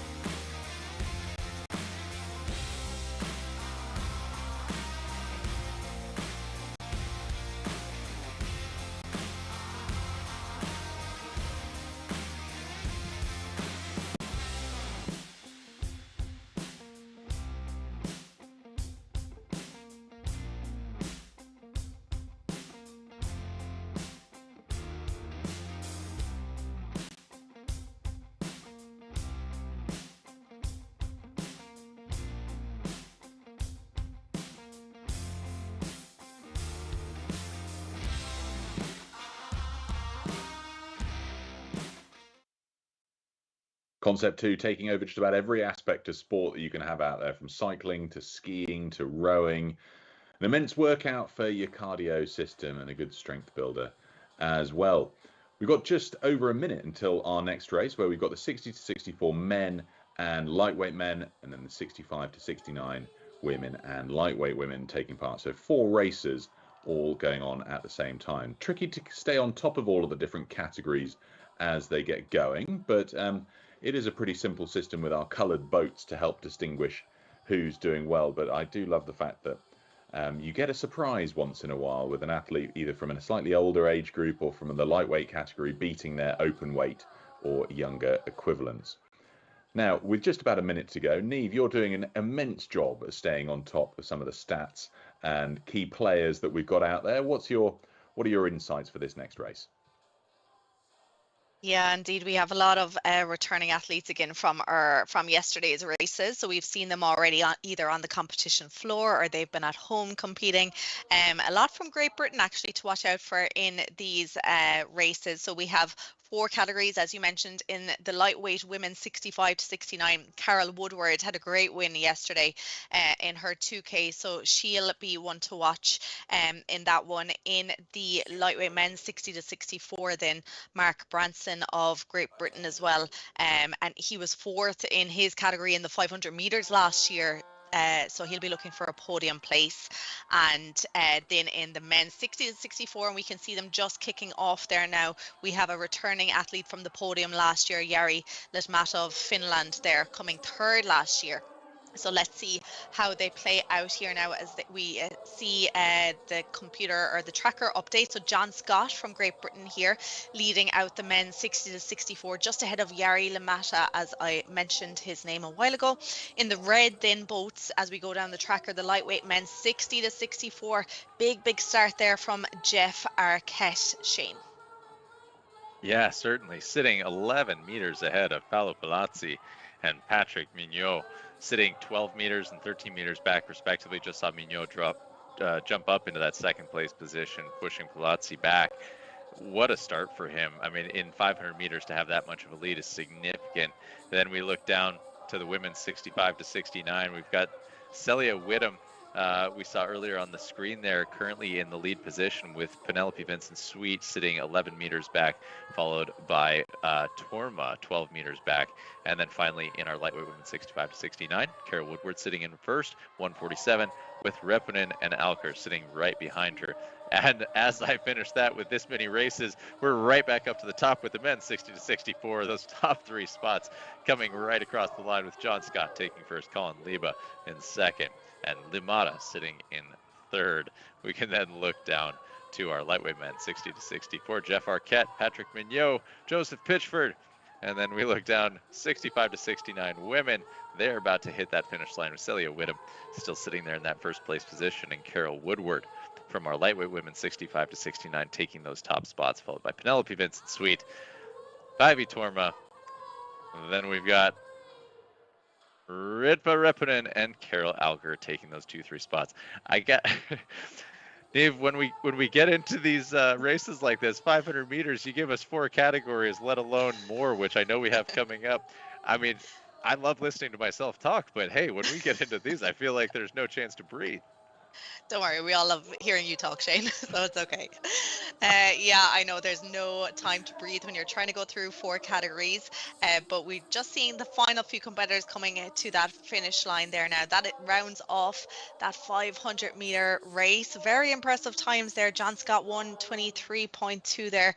I think Colin Lebia there of Great Britain kind of came out of nowhere there towards the end to get into that 2nd position, knocking Jari Lamata back in to that 3rd spot. We've been talking about people improving their times over the year. We can see, so Jari competed last year with a time of 23.1 to come 3rd. This year he's still in 3rd, but he's gone a little bit slower, so 1:24.2. So we've spoken about people getting faster, but when people get slower, like that's not a bad thing necessarily. It all depends on not only your training over the year, but how you slept last night, and those little things too, doesn't it?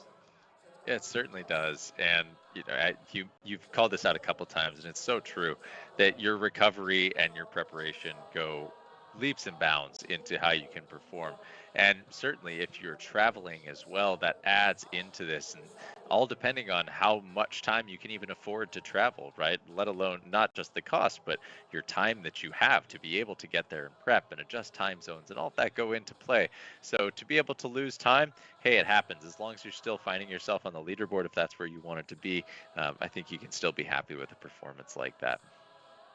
Absolutely, I think so. So we were just seeing the unofficial results there. We're looking at the women 65 to 69. Celia Whittam there won 49.5. Penelope Vincent Sweet won 52.9. And Pavi Torma there in that third position. And then in the lightweight 65 to 69 women, Carol Woodward 149.2. Coming in that unofficial first place. We have Ritva Riponen then 158 and Carol Acker there 158.5, excuse me. So very close times there between second and third place. Good close racing as usual. I can't believe how quickly we're getting through these. I suppose that's just the nature of the 500-meter sprints, but I do love watching them give absolutely everything. It's nail-biting when it comes down to that last 100 to just see who has paced it that little bit better, whether they're able to hold on to that 119 or 120 split whilst somebody else who might have started a bit slower and has edged in or closed down that lead. Well, next up, we've got our penultimate race of this block of racing here in European morning time. We've got the 60 to 64 women's and the 65 to 69 open and lightweight men's categories. So lots to look forward to here. 24 in-person athletes and 4 taking part virtually.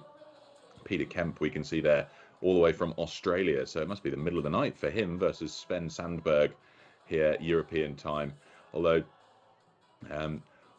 he's representing Sweden, and I'm not sure I'd be outside in t-shirt and shorts if I was in Sweden right now, so I'm going to guess he's not in Europe at the moment, and we'll have to take guesses on precisely where in the world he might be right now, because it certainly must be warmer than we're enjoying in the European winter in February. But not long until the start of this race, just about a minute's time. They're already situated on System B, going through their final moments of warm-up. Who are we looking at here then, Nee? We've got Sales Alzwa there from Spain. Yeah, indeed. Lots to look forward to in these races. Looking at last year's times, there was very quick times. Loving the nails that we're seeing on screen here now.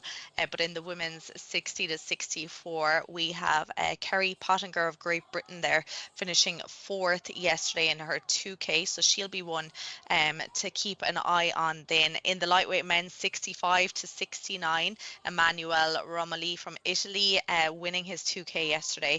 But we have a few returners from the 500 meters last year, in particular David Spector from USA. He was on the podium in 3rd position, and Bernard Koller of Germany just missing out on the podium in 4th position last year in this 500 meter race.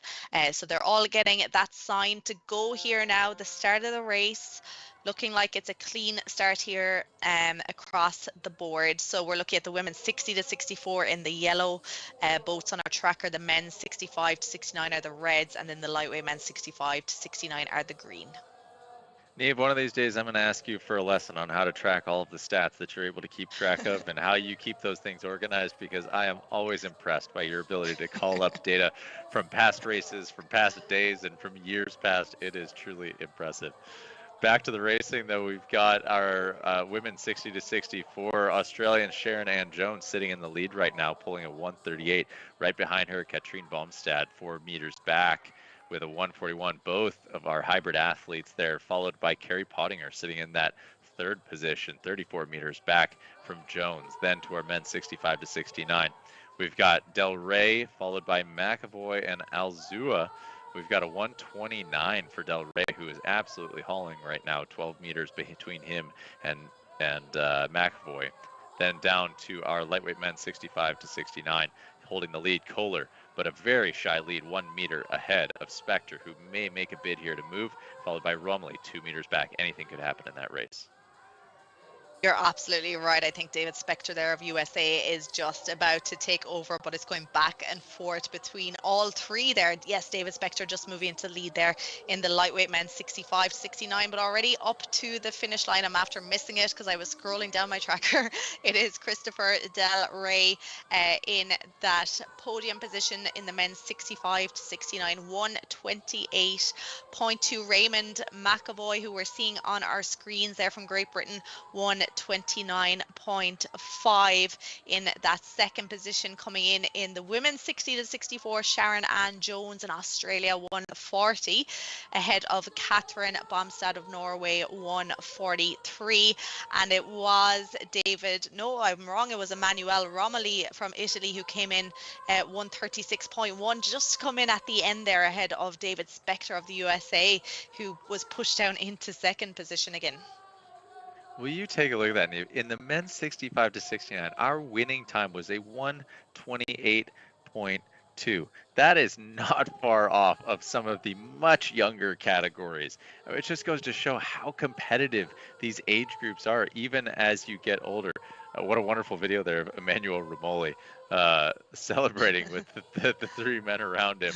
I mean, very cool to see him. I have to assume that is David Spector and Bernard Kohler right next to him.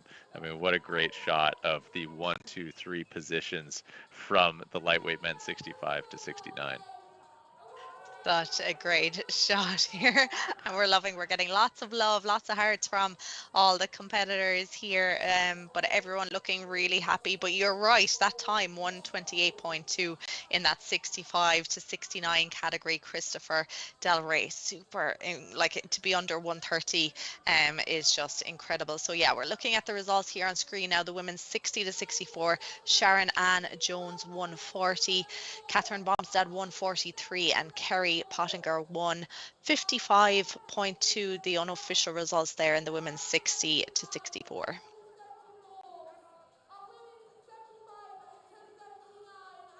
We'll wait as those unofficial results change over. We've got Christopher Del Rey, who we were seeing in that previous shot on the screen, with a 128.2, followed by Raymond McAvoy, a 129.5, and in that third position, Michalo Vergelis with a 130.4.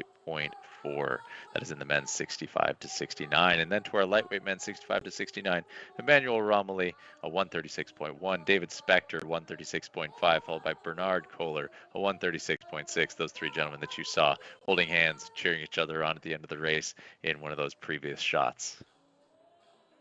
So cool, especially that. But at the end, where we had the three guys who podiumed all next to each other on the ergos, able to congratulate and share in the joy of being top of the world. Speaking of the top of the world, we've got a brief virtual interview now with Marianne Becker, who just won the lightweight women's 60-64 category. I just feel great. It was just full on. Just go as fast as you can and then die. It's just fantastic. It's really, really nice. You feel so comfortable in your environment. So it's less stressful, especially when you're lightweight and you have to do all the weigh-in stuff. Nice to be at home. Yet I think I have to rest a bit. No alcohol, but I think I will spend my celebration with my family at home, just nice and easy. I like the way she put that. Just give absolutely everything and die. Really cling on by your fingernails all the way to the end. But she's right. There's an added admin for the lightweights who have to make sure that they go through the weigh-in process so that they're able to compete in their category appropriately. So, but great result for her, able to now share the enjoyment of that win with all of her family there at home. So congratulations to Marianne Becker for that. Well, would you believe it, Shane and Neve, we've got one race left in this block of racing, morning time here in Europe. I'm going to try and explain all of the different categories we're going to have in this race. We've got the men's 70-74, 75-79, and 80 plus in the open weight and lightweight categories. And then we've got the women's 70-74, 75-79, and 80 plus open weight and lightweight categories, all happening all at the same time. 31 athletes on the floor at the O2 Universum in Prague, and 16 joining virtually.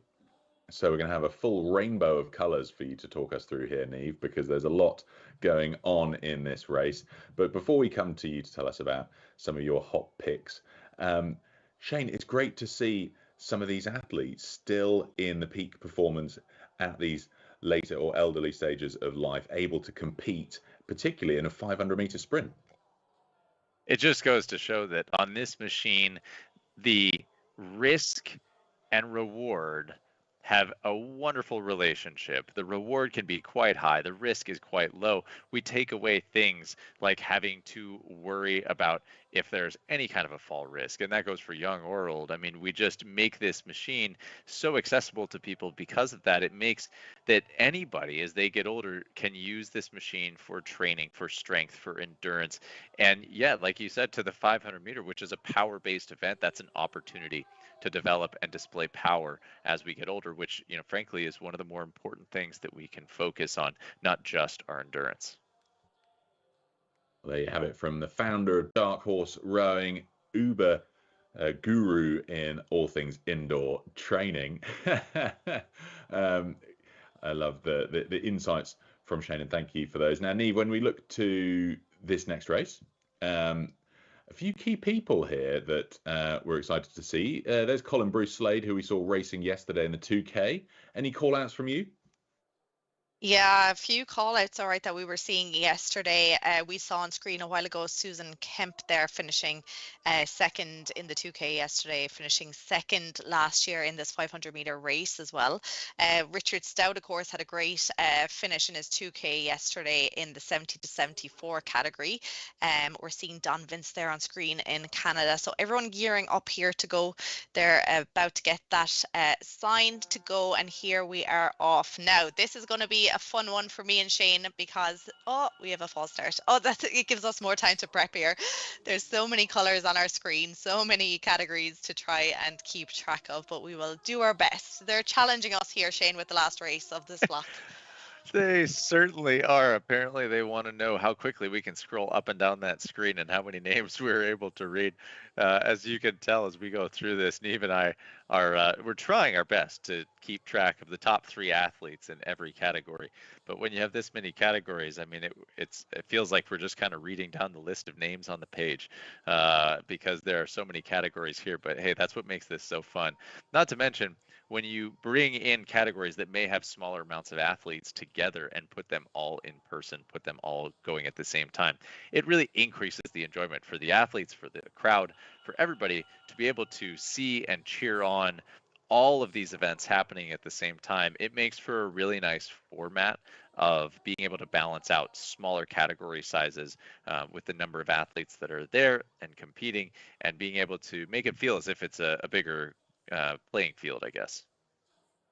Absolutely. We're seeing Douglas McPherson here. You can see himself on the screen there all the way in Canada. So lots of great shots here. Everyone is gearing up again here. Everything has to be reset before we can get going again. Some of them are sitting ready. Some of them are maybe taking a second to just take a quick breath.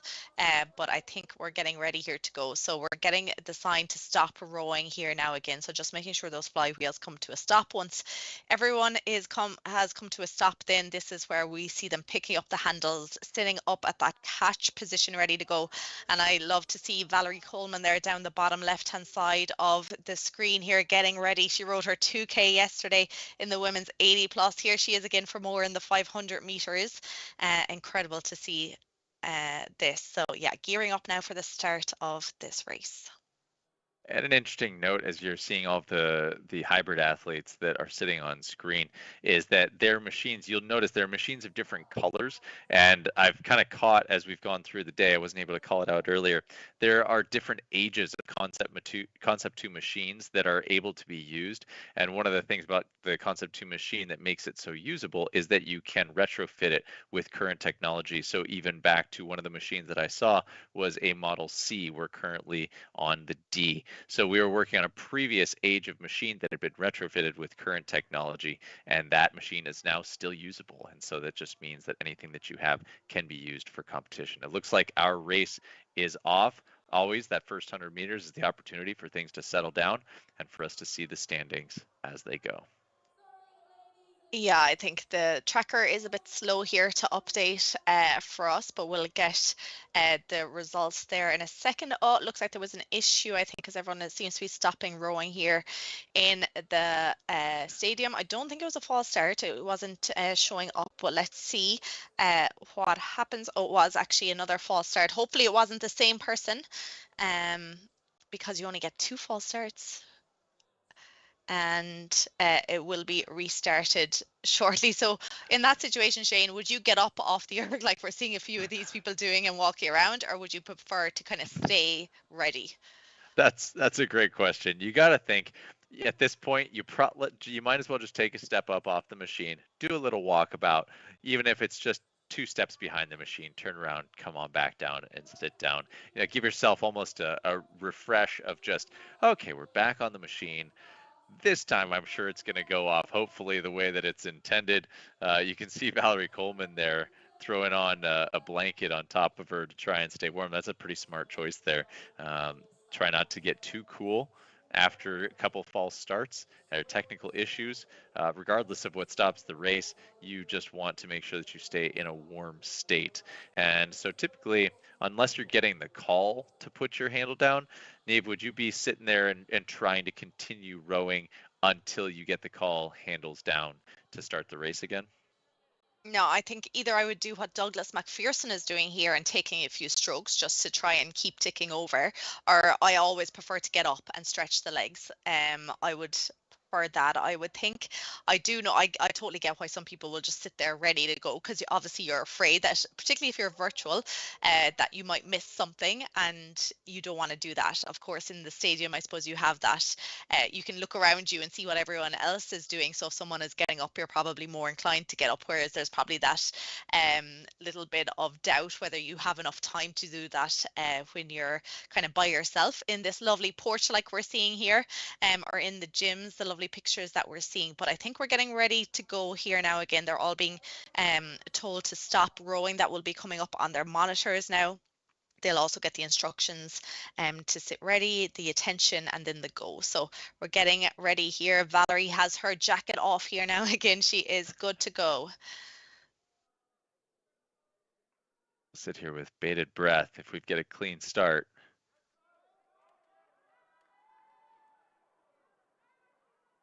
Looking good, I think.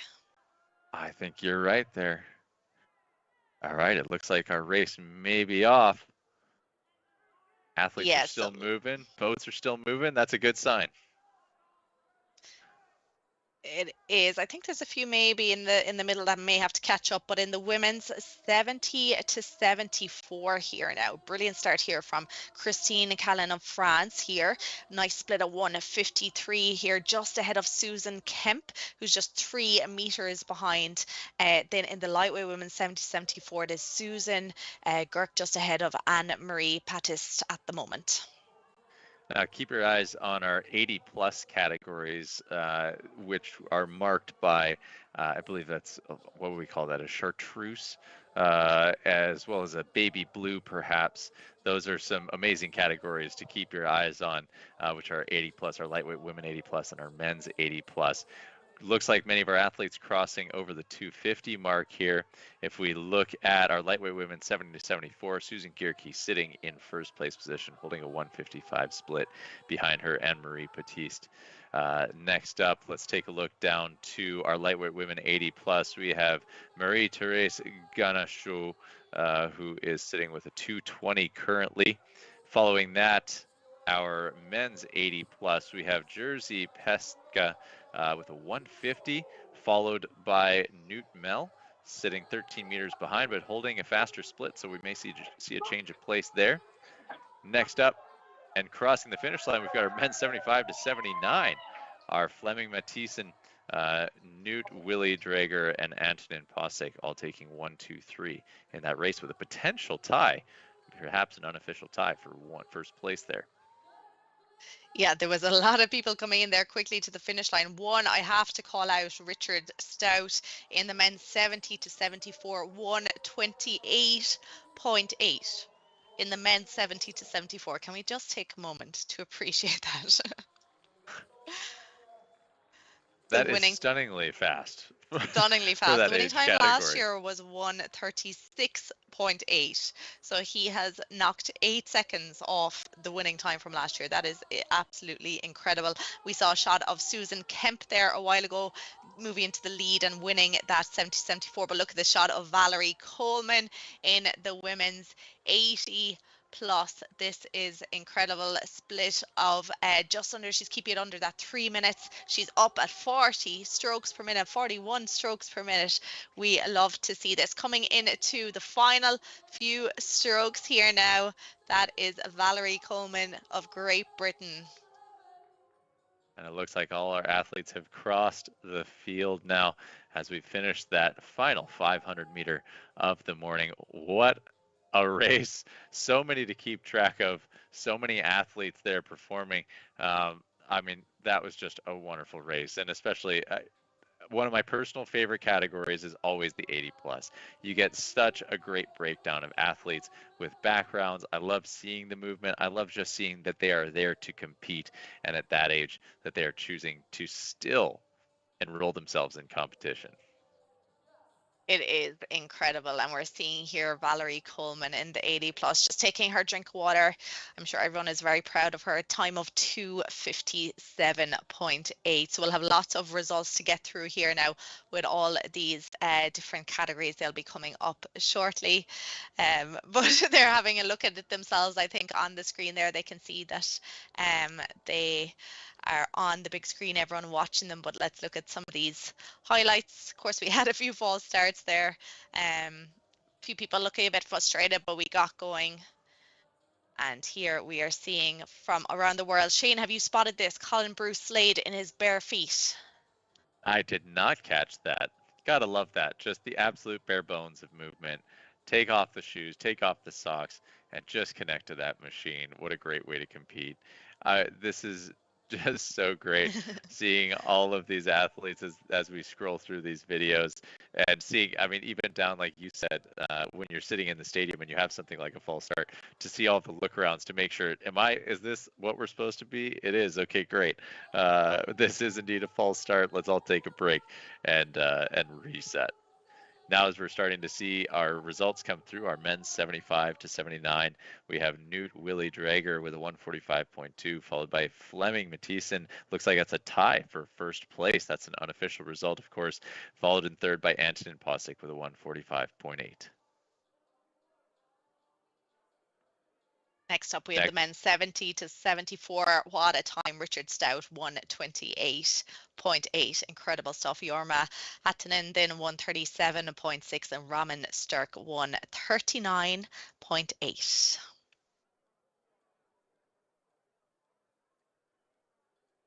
Next up, our lightweight men 70 to 74. We have Stephen Red with a 133.4. In second, Paul Gallen, a 133.9. Coming in third, Henry Schusen with a 136.5. Well, a cracking set of results there in what was a packed set of categories in the last race of this morning's session here at the 2024 World Rowing Indoor Championships presented by Concept 2. We've got an interview, though, down on the floor in Prague with Mike, who's going to catch up with a couple from our 80 plus category. Peter, I'm with my two favorite athletes of the weekend, Marie-Thérèse Guénéchot and her husband, Jean-Pierre Guénéchot, 81 and 83 years old, respectively. Marie-Thérèse, the champion of France. Both of you are an inspiration to everyone watching today. And my question for you is, what has rowing and physical fitness meant to you as you get older and to stay fit?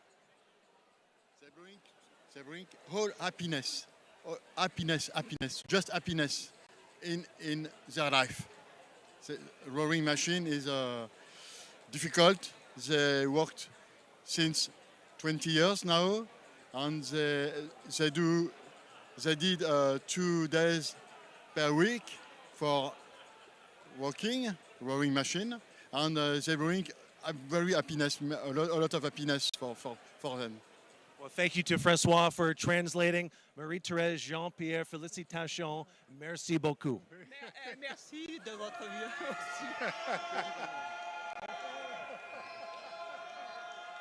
How amazing.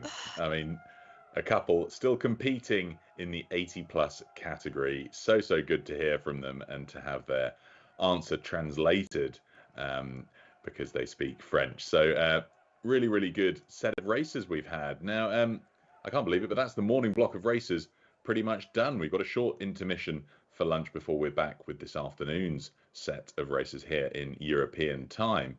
But before we leave you for this lunch break, we've thoroughly enjoyed your commentary, Neve, and yours, Shane. Perhaps you could leave us with one of your highlights from this morning's racing. I'll come to you first, Neve. Sure, so many highlights. I love the 500 meters, even though we don't have a huge amount of time to commentate on them. But the amount of rowers who beat the 130 or got under the 130 in the 500 meters, particularly we just saw Richard Stout there from Great Britain in 128 in the 70 to 74 category. Like, that is just super impressive. But there was lots of times like that across the board. I wasn't looking forward to it 10 minutes ago.